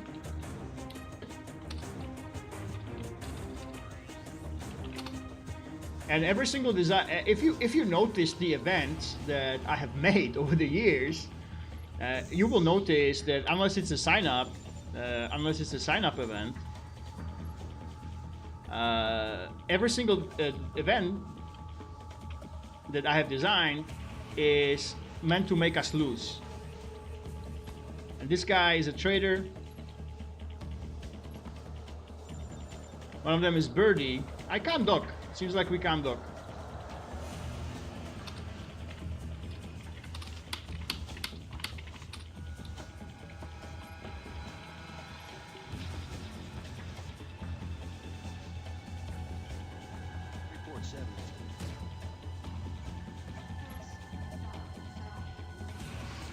We can't dock, so we can't repair. Is it this guy?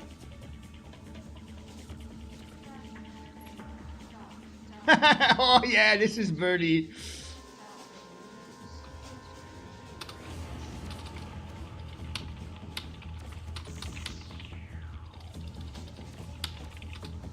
It is broken, obviously.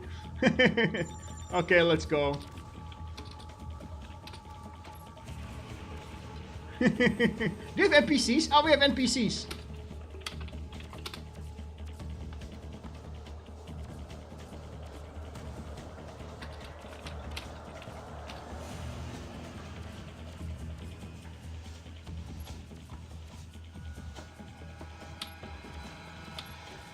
Oh, we have the carrier as well with us. Oh, we have the dreadnought. Leave or die. I love his. Oh yeah, like in Omicron U. Oh no, there's battle cruisers. Fuck no, battle cruisers. Die. Kill them. Right on top of us. For fuck's sake, kill the battle cruisers.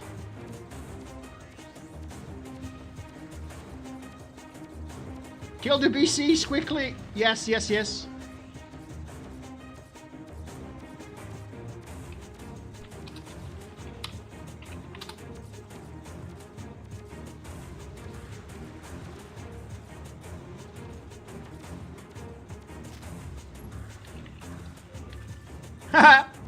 Nice.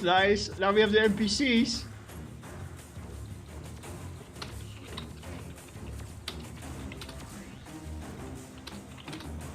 Stay with NPCs, boy.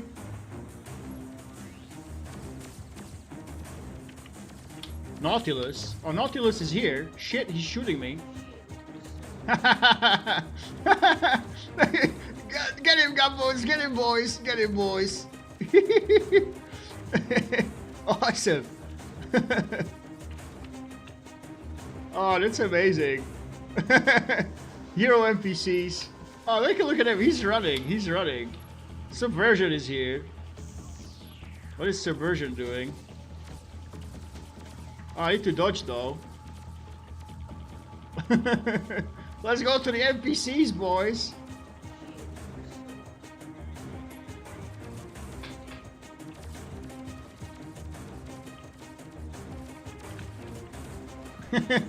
Kill the NPCs, make some money.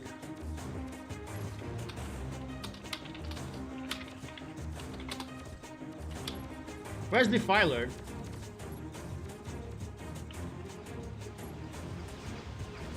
Oh no, there's a battle cruiser. Fuck. That's not good. It's shooting me. Oh, it's a dread, okay.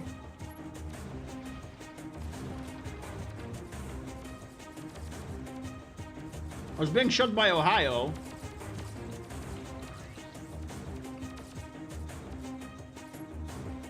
Oh, we have the carrier with us.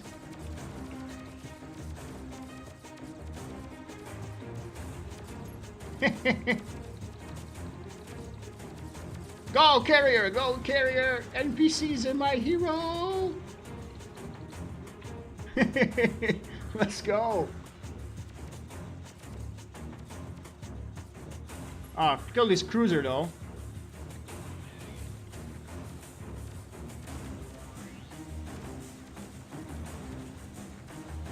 Die, Mount Whitney. There's a BC on me as well. Dead. Need someone heavy mortar me? Oh, it's this guy, right? Oh, here he is. Let's go to my carrier, boys. Get him, carrier.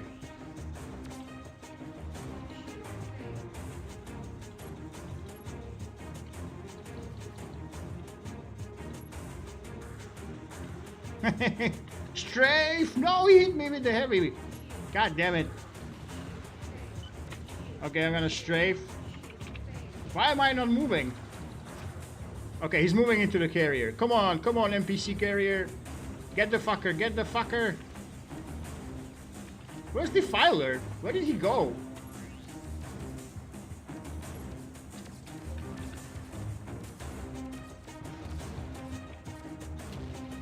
Oh, I can cruise.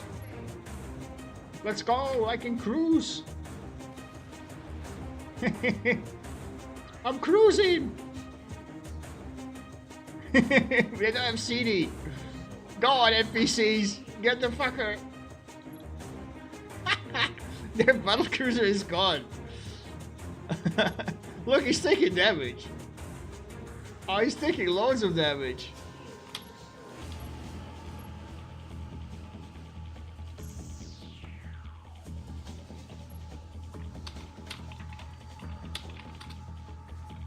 Come to NPCs.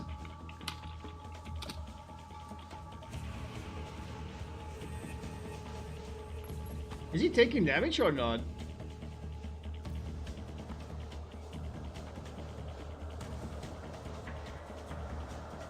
Where's Hamilton? Hamilton, come to us. There it is.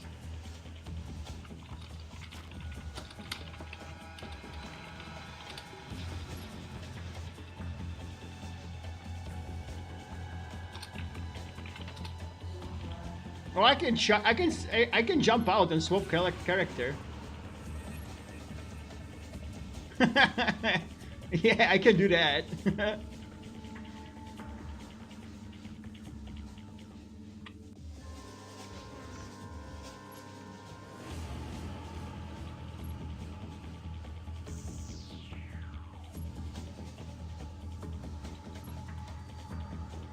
Oh, the NPCs are shooting them. Load all batteries. There you go. Oh, I love the mess with the NPCs. See, this is why NPCs are so much fun. Like, unless they just destroy one side.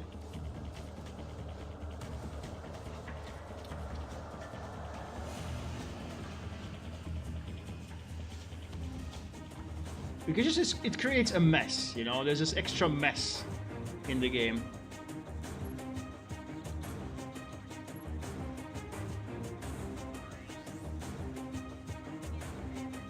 Oh, General Stark. Oh boy.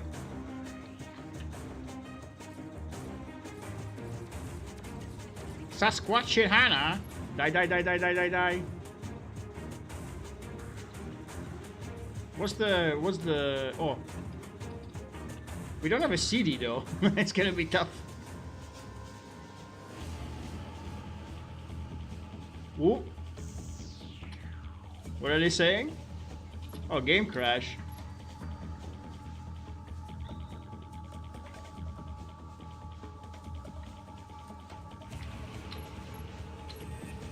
Crusader is here as well.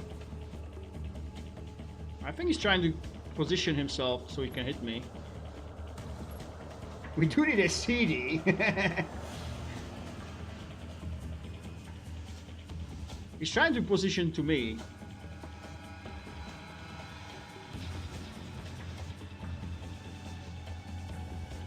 Oh, I can lock the cruiser, I guess.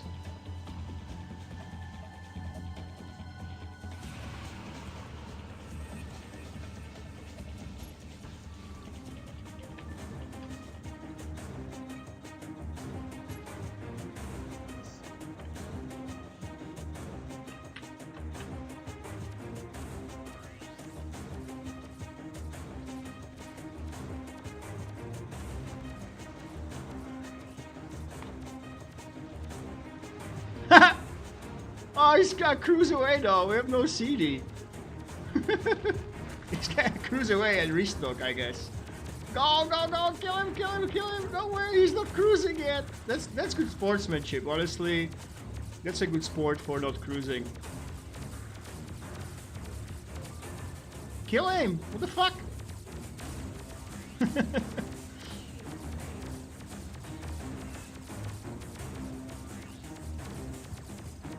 Oh, he did. Okay. Defiler. Oh, this guy's shooting me. Oh, he's close. He's too close.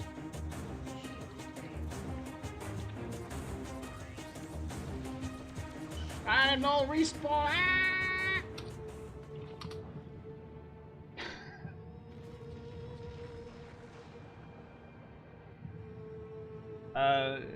Yeah, I think this is the thing, Lucas. Like, Evan Balance, you have a lot of stuff to think about, right? Always there's something's going to go wrong. There's just nothing you can do about that. But yeah, if you want one side to win, you basically need to design it around the sides, right?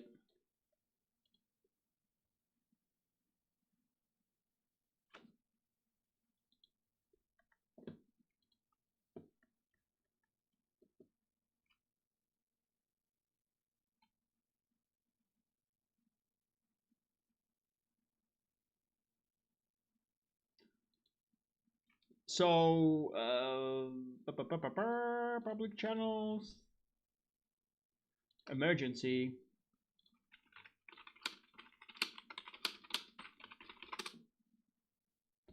When you see the Vespucci,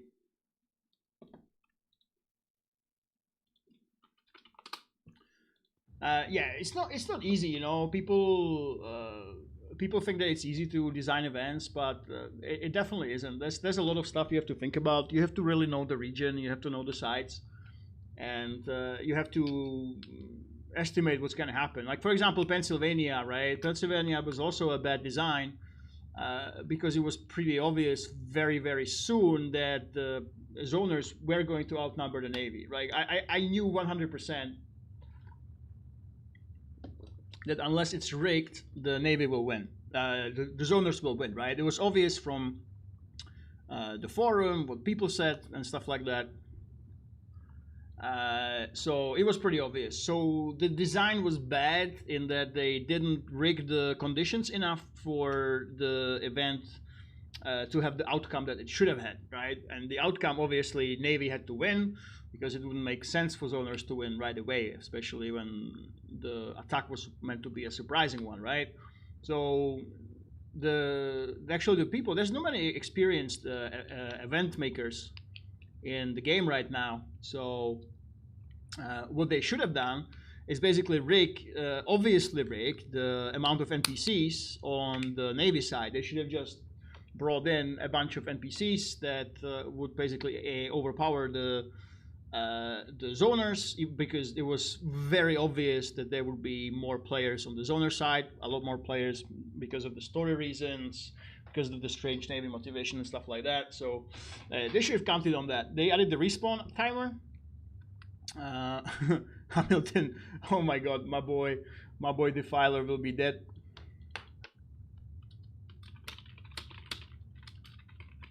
Right, and this is the stuff you have to think about before. Like this event in Kepler, right away as it was announced, I actually contacted the Outcasts, right?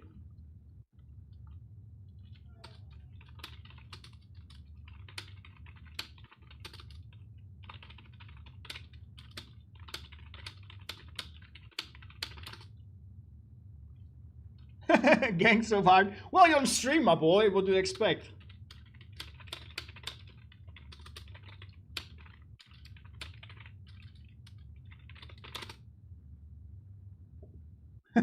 Obviously, if you join a group and we're streaming, you will get ganked. Like that's obvious, right? Why would you? Yeah, you always want to kill the streamer. So.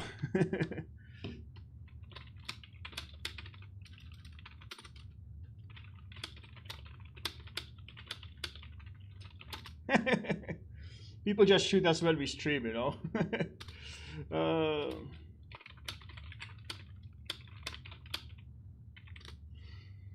Yeah, so actually, I think I'm one of the most experienced event makers.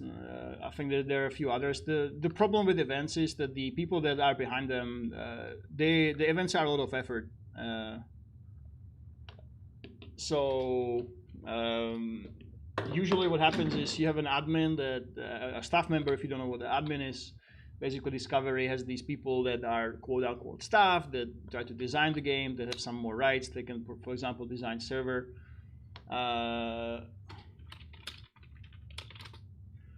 And basically, usually there's like one or two people that really stick their teeth into events. Now we have Vicious Jeff, who actually looks into events now. He's just a player. He doesn't have an official standing, but more or less he does the code and stuff like that. I think he does it in a clever way that will avoid burnout. But for every single Defiler, oh yeah, you did. Went to backstab us. Yeah. Usually the event makers burn out eventually. The problem with the event is that you don't make them for yourself, right? Unless you are trying to push RP. For example, today was one of the events. They didn't really care. It was obvious that they don't care that people actually have a good time during the event. It was less about the balance, more about the outcome. So the event was designed basically that nomads have no chance. It will be PvE, and as you see, I commented on that. That that's obviously PVE. One comment I saw from the organizers, it was very obvious what they're intending. But as you saw, that the PVE it doesn't work for 2 hours. It just doesn't. Like if I think half an hour tops is just about what you can do for PVE, and you don't really need to make an event for that. You can basically just go ahead and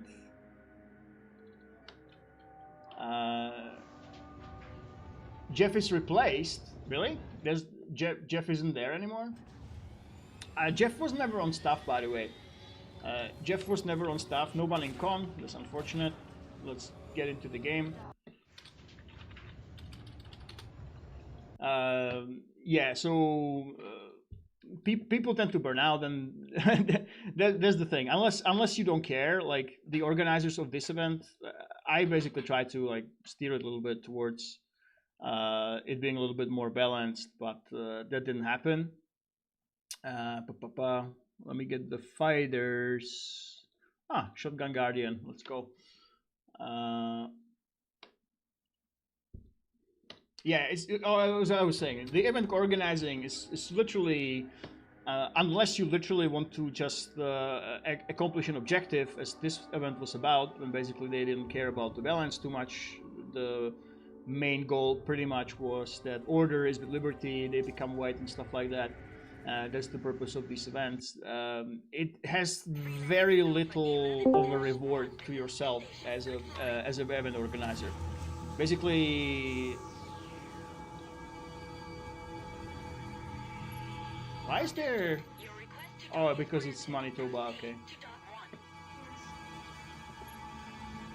You pretty much do all the work every single time. Like no matter what you do, there's always someone who doesn't like something about your event. It's inevitable. It happens every time. Like when we did the new event, I expected a much bigger backlash.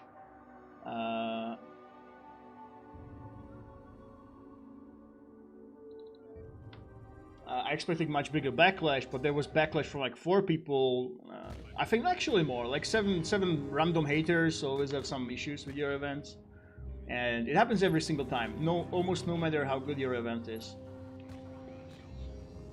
I'm gonna get the mini mortar on this. Mini razor.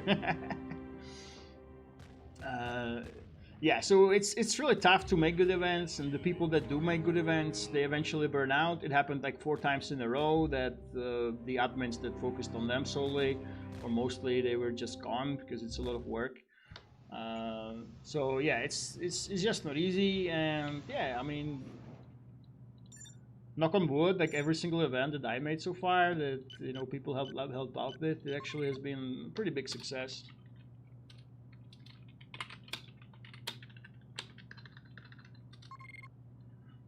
I think the number one thing, like if you are thinking about organizing events and you actually play one of the sites, the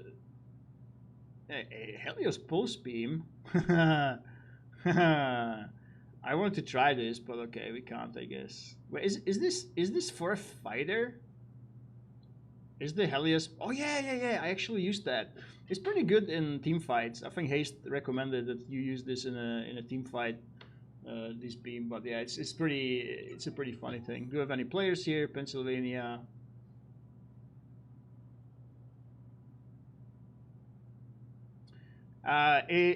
Lucas, it almost never is rewarding. Honestly, for the admins themselves, it almost never is actually rewarding. Like it's a sad reality, but that's just what it is, Oh, there's an order ship in Pennsylvania.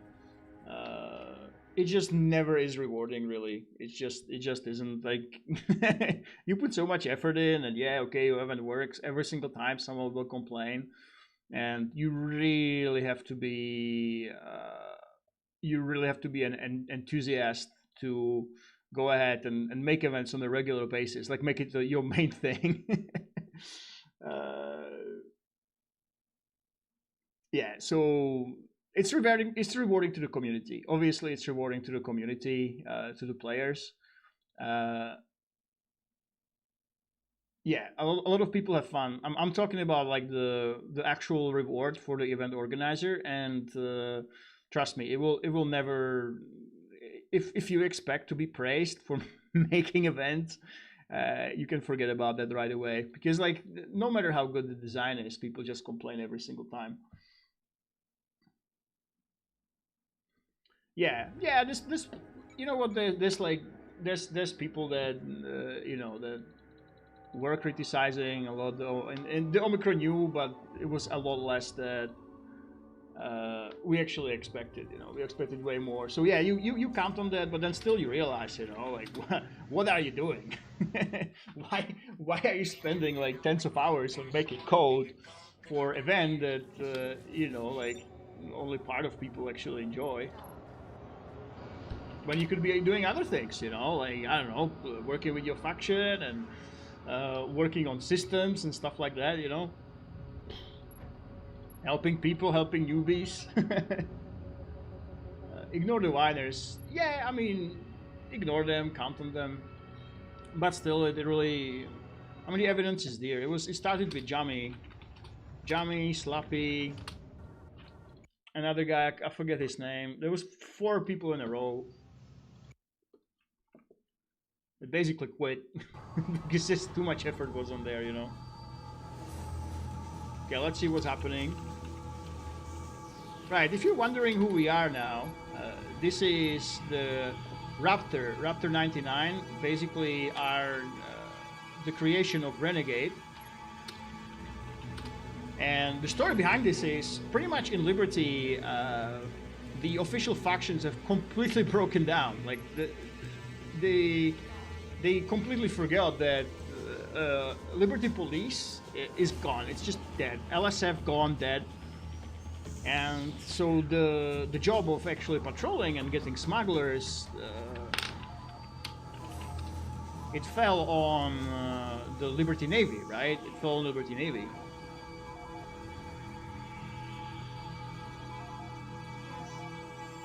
Well, let's listen. At some point, it has gotten so bad that we literally had a multi-boxer.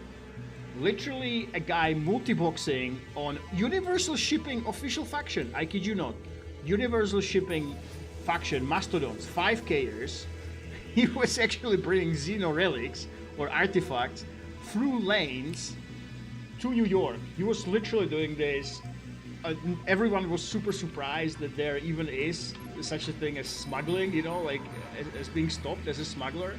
People forget about that. So basically, we came around. It was like we looked around. It's like, what the fuck is going on? And we were like, oh, okay, this can't happen, right? Like the Liberty players are completely sleeping. The Liberty should be the one house that has the most profitable smuggling. It does have that, but it should be the most dangerous. Obviously, if you fly through New York with cardamine or artifacts, you should basically have to go off plane or just be screwed. So basically what we did is that we brought in the 46th Fleet founder who brought it to officialdom with me, Renegade, and he made these Raptors. So Raptors are pretty much designed to just patrol, try to catch smugglers, lawbreakers and stuff like that. Do basically what LSF should do pretty much, because Liberty Police is just private, and pretty much you have these hidden identities. You don't have any names. You have code names. You have only Raptor ships. You have special equipment on most of them. You have cloaks and stuff like that.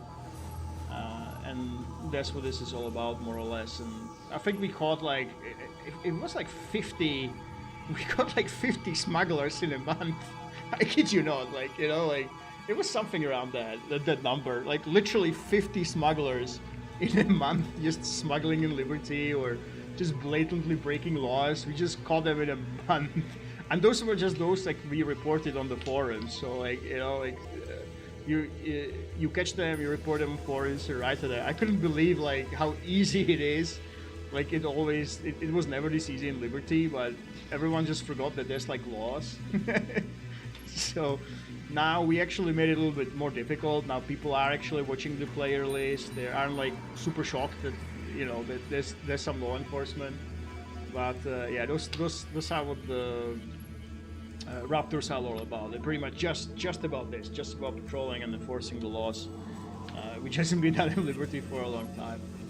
And I'm not even sure why I'm watching the zoners. Oh, SLRC. I actually want to see what happens if we talk to them. Oh, this is what I mentioned, guys. SLRC are the scanners, right? So these guys, we have a contract with them. They were great. They scanned.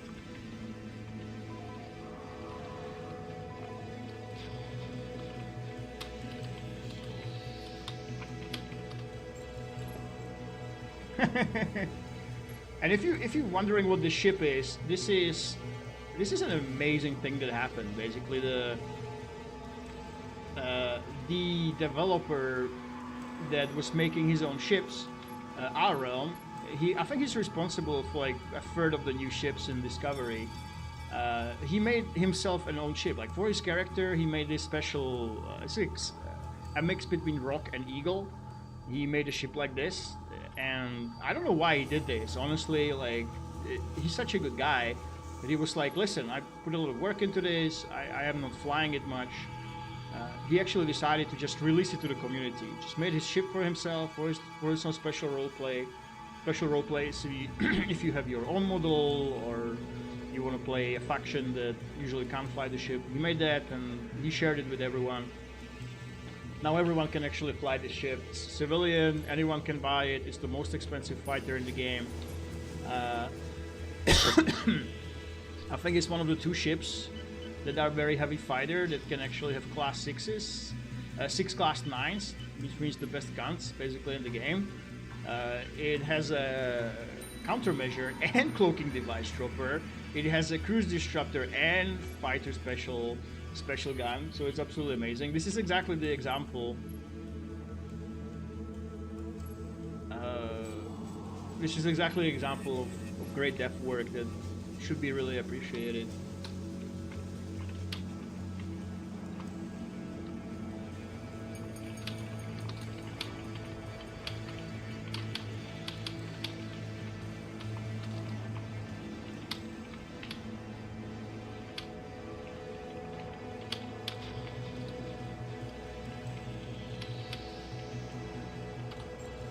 Yeah, so I'm really glad that people are doing this. This is exactly what you need, like the goodwill from the developers and the actual players coming in. Coming back to events, so Lord Zenter is coming back, yeah.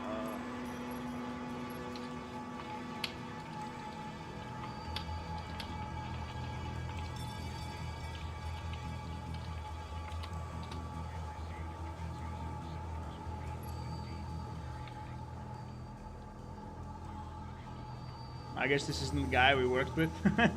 Can't remember the ship. Oh, let's take a bath, guys. Let's take a bath.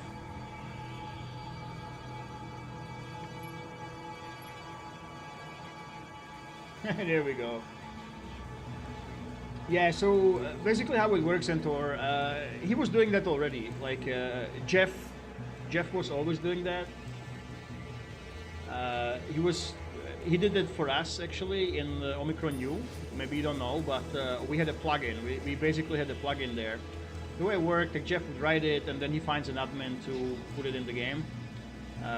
He was never part of the team. He was just in the group, but I'm not sure if he ever is. Actually, still is in there. But he would basically write the code, and then he asks an admin, usually San Dennis, who just puts it in.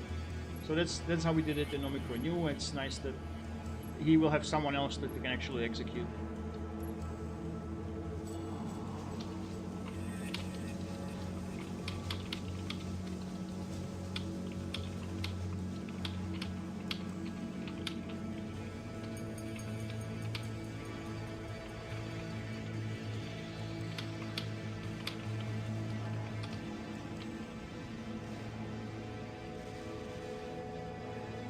Yeah, and I think that's the most important. I think that like what you saw today, obviously the event was made by a little bit inexperienced players, so it had some design flaws. But I still think that players should be able, because you have nothing to lose, right? Like there's this argument that, oh, you shouldn't you shouldn't let players know what the story developments are, because they will spoil it and people will hate it. With events, you have nothing to lose, literally. Like even today, like the design was inherently flawed, but it had a bunch of people. People had fun. I think.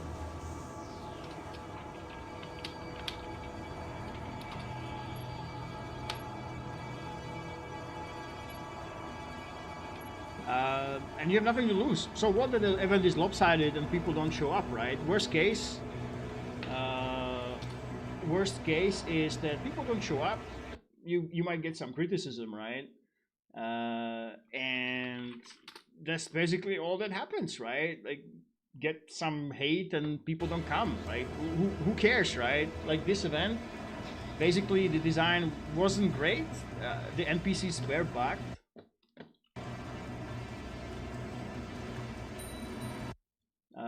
The NPCs were bugged, and it was a good time, right? People came, the server got a nice boost, people enjoyed it. So yeah, I think that players should have as much possibility to create events and be enabled to create events when they put in the freaking effort.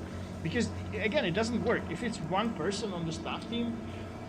They will eventually burn out. They will move, they will leave, and it will just annoy them. So just have multiple staff members, just empowering and letting people create this, you know. I think this is basically the way it should be done.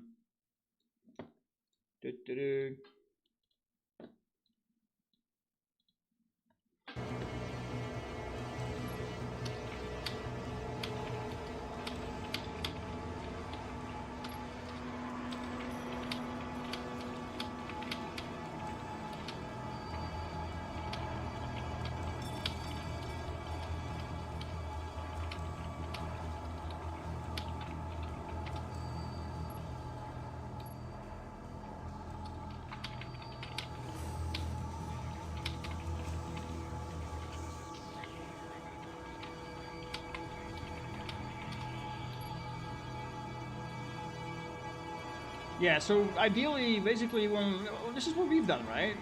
Pretty much the event in U was a random community event.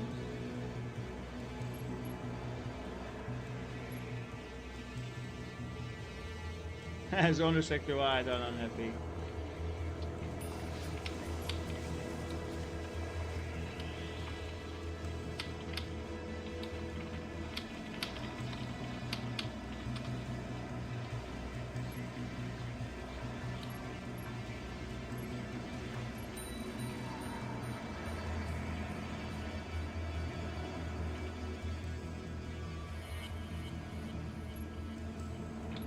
Yeah, so ideally you would have this. You would just have players coming up with ideas, and the staff would just help them to put them into life, as happened with the Colorado event today.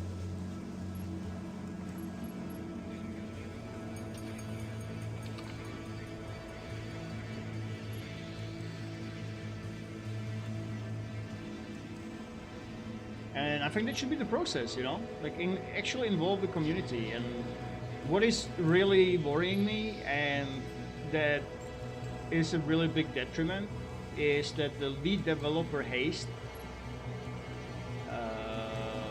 is actually against events. Like, it was so bizarre to me, you know, like I personally put in like shitloads of time and effort into Omicron U, and then the haste comes publicly, and it actually felt like he might cancel it. Like if it was up to him, he would actually cancel the event.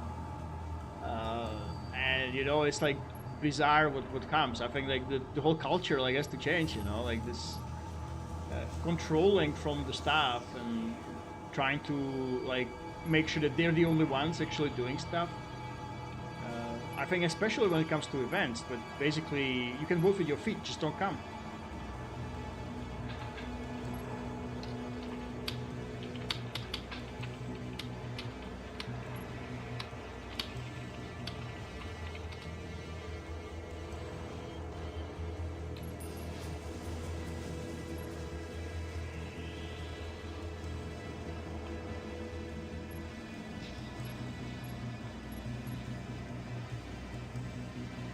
Yeah, that's like one of the bizarre things, you know. Like basically the point is that the goal of the Discovery devs is to have back the times where you had literally 150 player averages. That would mean you have a full server. But then again, you kind of need the community alongside you to be on your side, you know. And I think that's the key. That's the key. Just work with the people that put in the effort. Try to at least be nice to them, you know. Try to involve them in the development process and stuff like that. And, because yeah, there's not much manpower going around for such an old mod like this. So if the actual community members want to put the work in, I think that should be really, really highly encouraged, you know. Oh, Freedom Shield.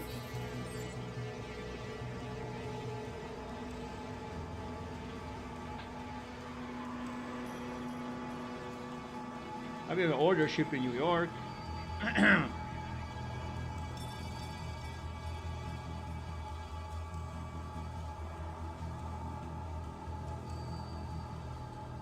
You know what? Let's fight Birdie, actually.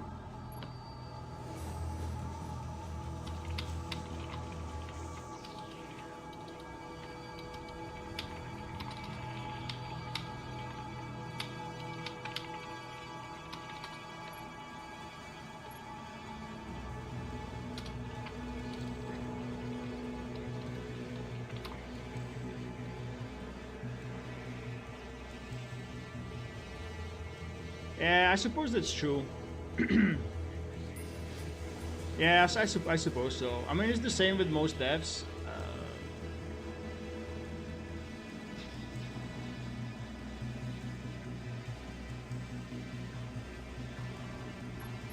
What did I press?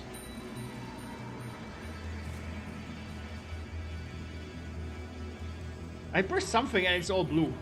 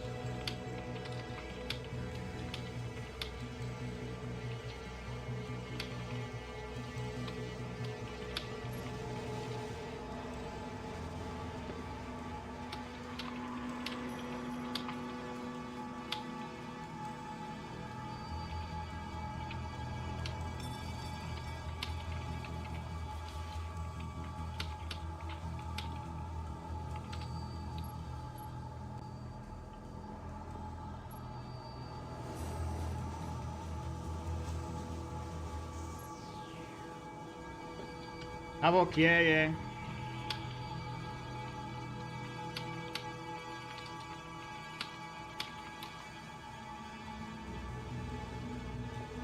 Let's pew Birdie.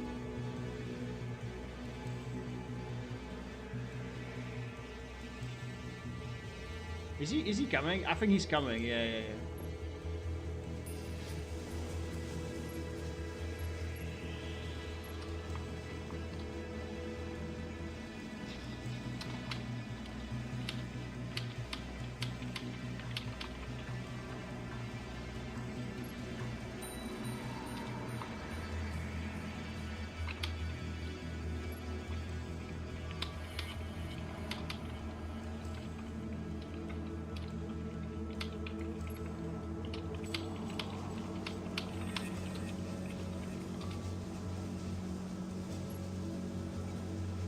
I can't believe we actually, though. Yeah, to your point, Lucas, most people in the community, yeah, that's definitely true. And it's definitely true for current devs. I don't think that can be prevented, you know, like when...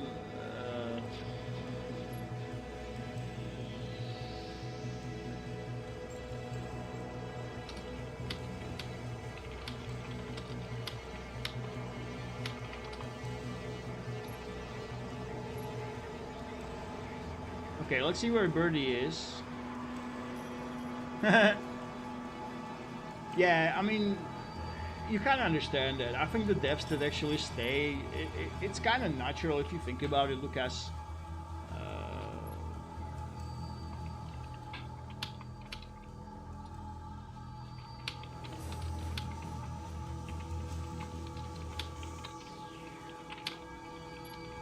What should I name it? We don't have this, like, I don't care if it's a code name.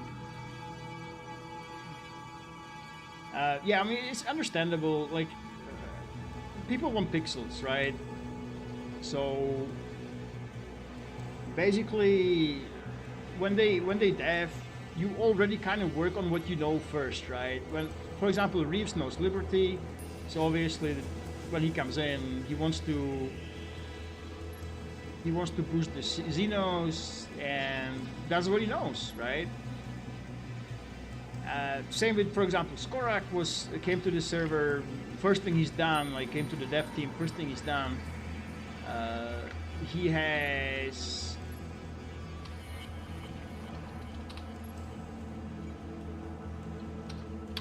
he's bugged Bristol, right? That's basically what happens, you know.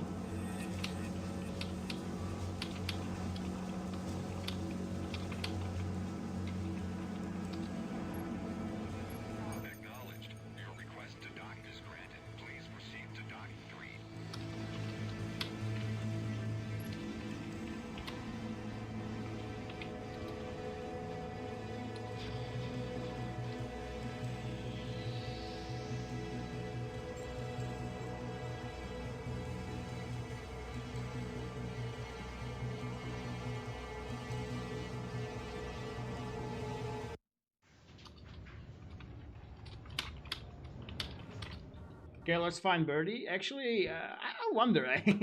I can basically, yeah.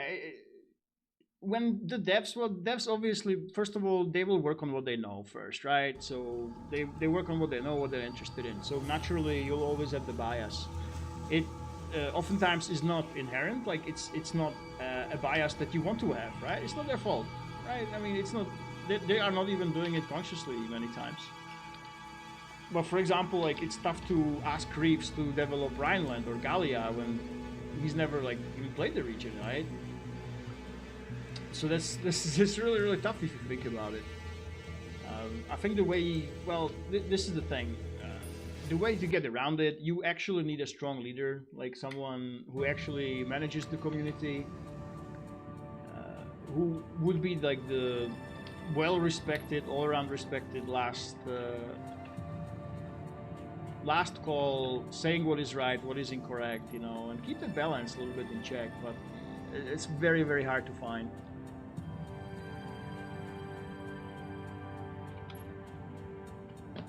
Okay, let's go to Birdie in California.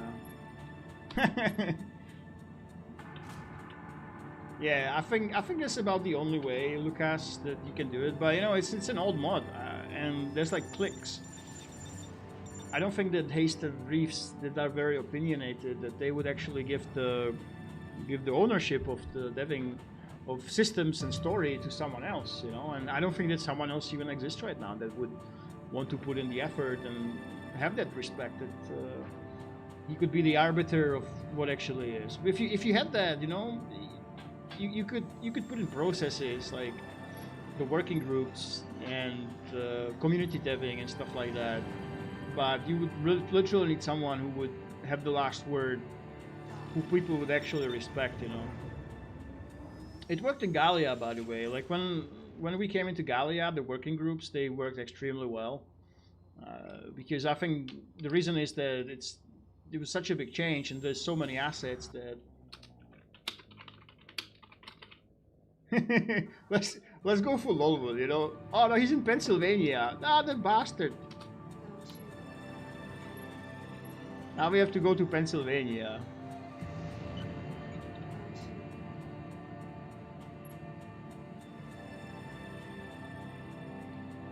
Yeah, I mean Trevorm and Irel, they would be respected.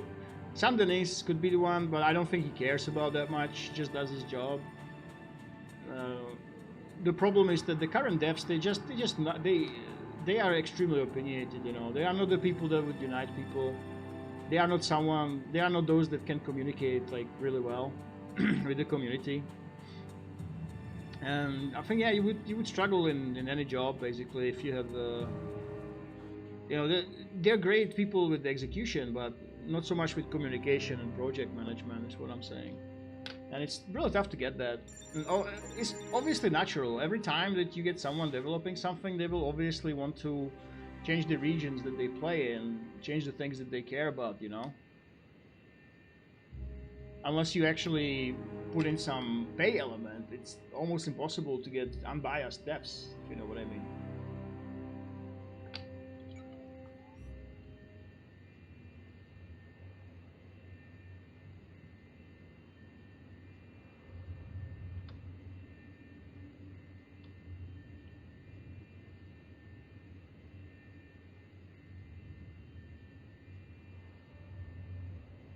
Why is it taking him so long to make the ship? What the hell?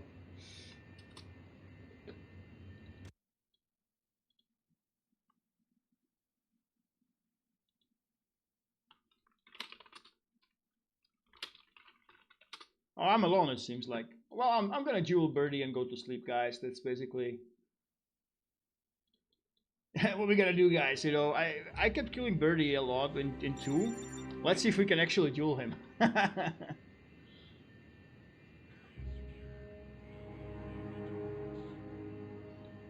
I think it's important to be able to work on stuff you like as well as stuff that you don't care about equally. Well, yeah, I mean, it is important for the mod, but what reward is there for the developers, right? Yeah, but they are contributors. That's all they are, right? I mean, there's no money in it. You just basically that's what you are, you know. Always to some form of extent, there will always be bias towards developing what you know and what you play. It's just inevitable.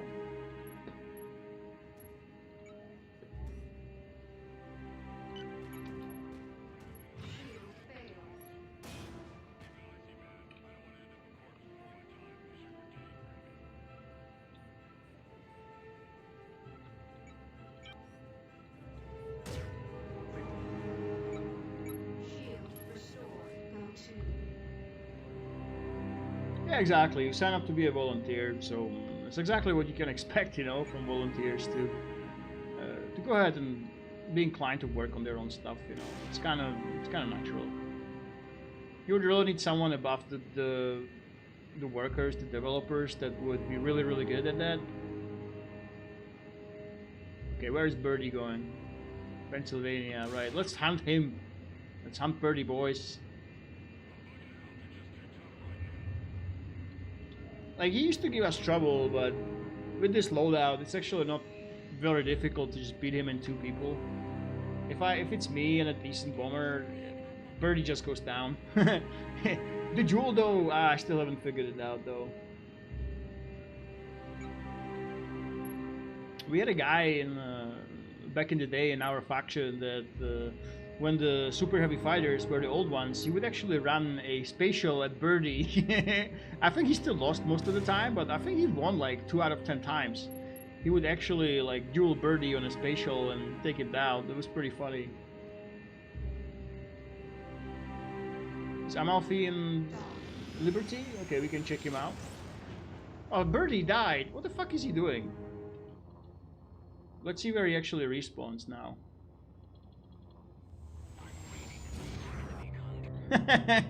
Who wrote this, you know, like, fucking hell. Oh, this is hilarious, the big text, you know. By the way, this has also been a big flop. I know Einar wrote this, I know we asked for this, but it's just so hard to catch them. Like, we actually, it's not for a lack of trying, but we did actually try to catch these guys. Did Birdie actually log off?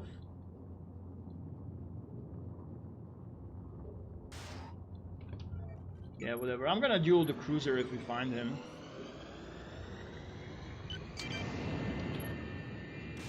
I wanna duel and die to something, you know? Obviously now we're committed. So Freelancer video down. Amalfi is an Asgard destroyer. I know. Actually, we had a we did have a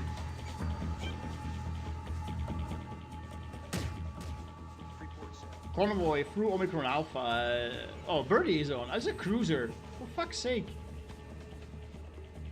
Birdie in California. Yeah, we might need some help, guys. If you have a bomber, you know what? Let's go for it. Let's duel Birdie. I don't care. Let's go, Birdie. I will actually duel his cruiser. Issue is I don't have a Nova. I only have a close distance weapons. So it might be slightly difficult to beat the cruiser when you only have these guns. But you know what? We gotta try anyway. Because we are not afraid.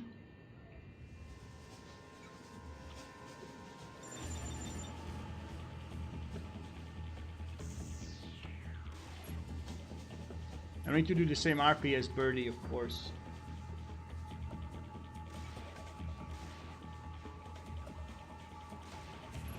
I mean, ideally, when it comes to story, for example, and development, again, you would have the developers as executors, right? You could have people in the actual regions to try to agree on stuff. But now there's like this insane disconnect. Like it's complete breakdown, and nobody trusts each other. Devs don't trust the players. Players don't trust the devs. It's just really like a big disconnect between them. So we're extremely far from having anything like this. Of the official factions having an open place where they can coordinate and talk between each other and actually talk to the dev team. It just hasn't happened in a long time, and I know the devs don't want to do this. Basically, it's the you would need someone who would calm the people from the players and the devs. There's just no one right now. Okay, let's do the big role play with Birdie.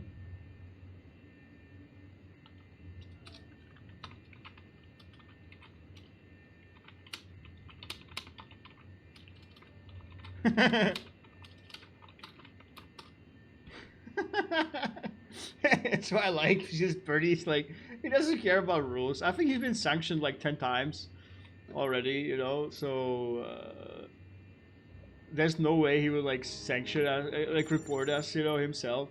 I hope no one on stream actually does it. Crazy Navy.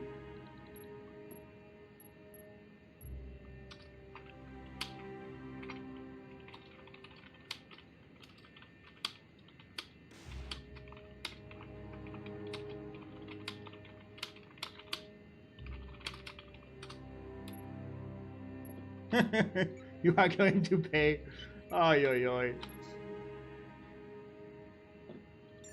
Let's see if he comes. I think he will come, yeah. I think Birdie comes. He actually likes to fight. He prefers to have some sort of a chance to win, though.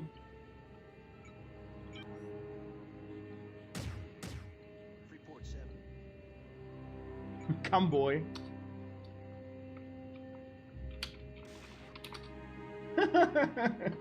Son.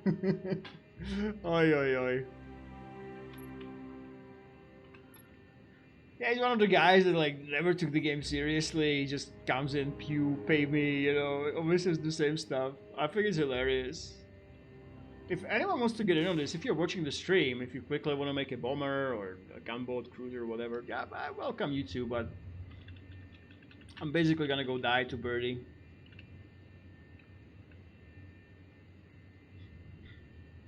My goal is basically, if we can damage somehow, that's like my goal. Try to damage at least a little bit of his hull. Let's see if we can manage that.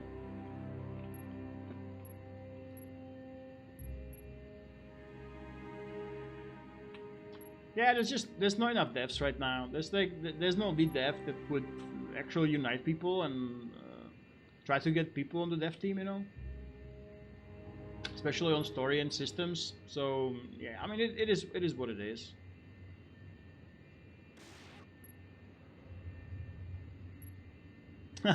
Now we're gonna go for Birdie. Let's see if we can actually face him.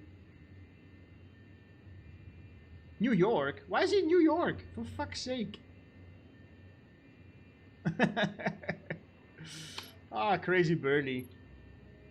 I think he didn't understand us. I think he thought that we're going to New York. Not that we will actually fight here. Oh well.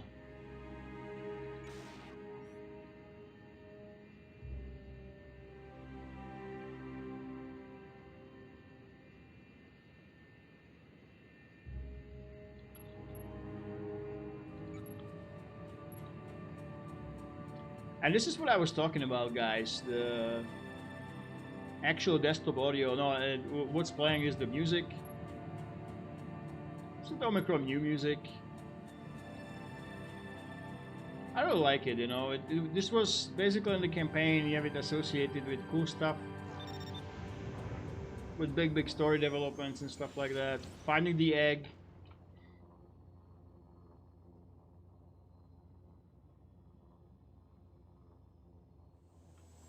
And Birdie's not here. Did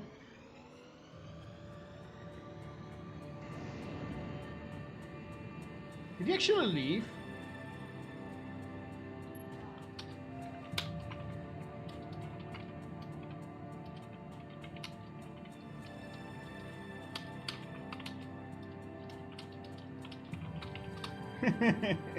Birdie, where are you? Pay me. Come on, I want a dual Birdie.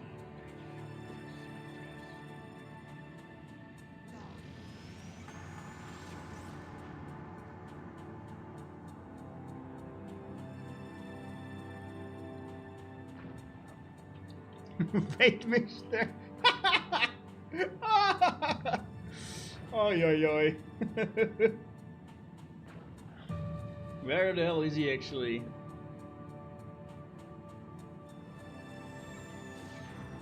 Go on, Birdie. Go on, son. Face us.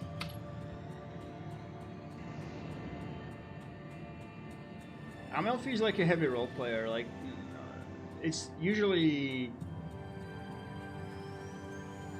like players like the Amalfi. They usually don't fight you unless they know that they have reasonable, like, if it's like easy pot shots, they might play you, fight you, but it tends to be pretty rare.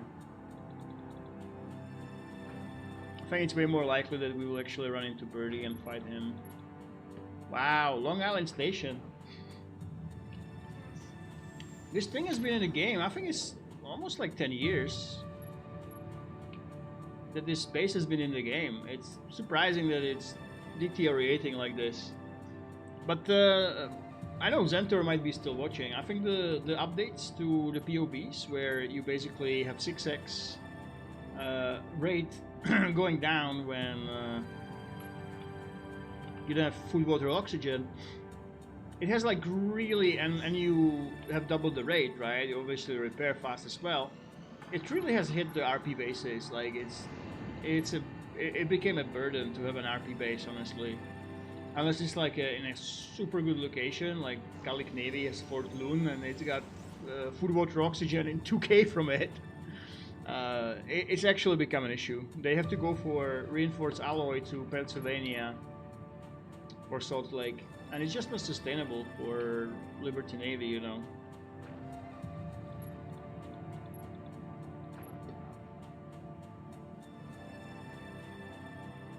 I think it's the Liberty Navy, you know, the LM, the primary fleet.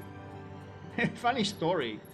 The reason why we are called the First Armada, right? So basically, we did standard disco drama with 46, whatever, blah blah blah, and then we were making a new faction, right? Obviously, making a new faction, and one thing that was interesting is like, oh, this like 5th, this 46th, and I was like, oh, hang on, I've never seen the first stack around, right? So I made the first stack and call ourselves the First Fleet, you know, because I never heard of any like other First Fleet. I was so like this like primary fleets now official, and there's Liberty Navy, and then like I don't know why like people started like complaining. It's like what's going on? Like what's happening?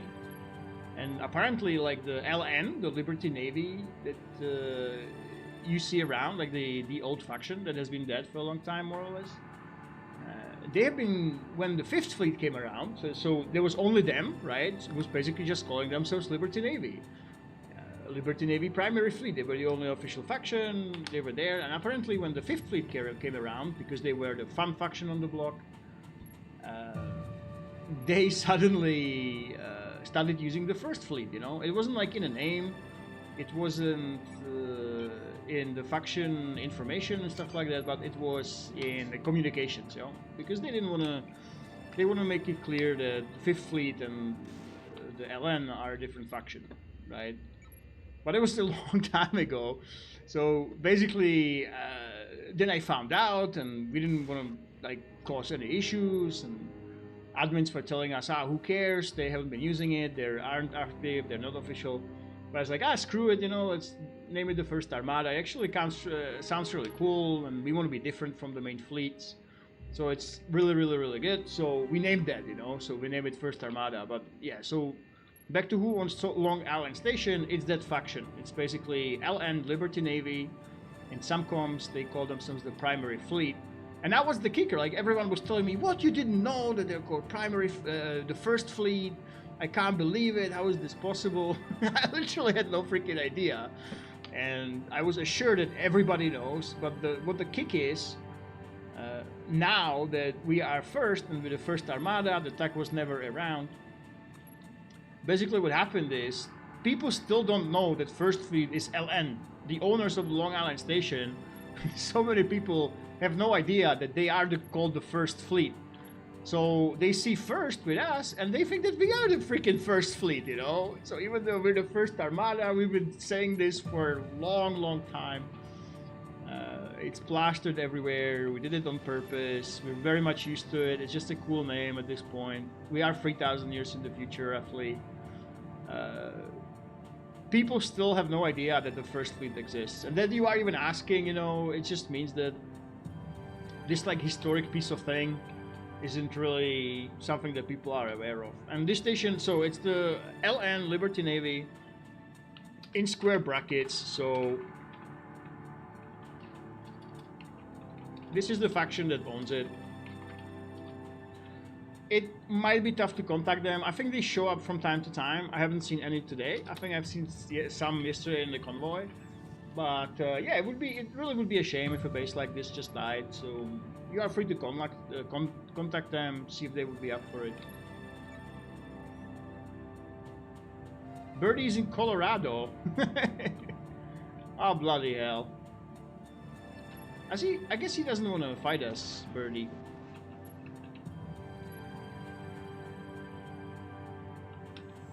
Yeah, seems like he doesn't. Anyway, guys, this has been it.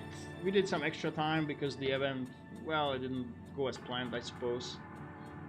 They actually cut it an hour short, and most people left by the end of it. So hopefully you enjoyed the stream. Make sure to subscribe to the channel, and we're always looking for new recruits in the First Armada. Basically, we want to be the one-stop positive place for beginners and people that want to try out Navy to join us. We have no ambition to go official, and just basically want to play the game, have a good time, make some friends. We even have a resident DJ with us. So if you find this kind of play style and banter fun, then definitely come and join us. And if not, just make sure to subscribe to the channel so that you know when we come online. And I thank you very much. Freelancer video down, Lucas, Zentor was here as well. All the other guys, Darius and Paul Stein joined us for the event. Thank you so much for joining in. It's always cool to have active people in the chat. I hope to see you next time in the next stream of the First Armada.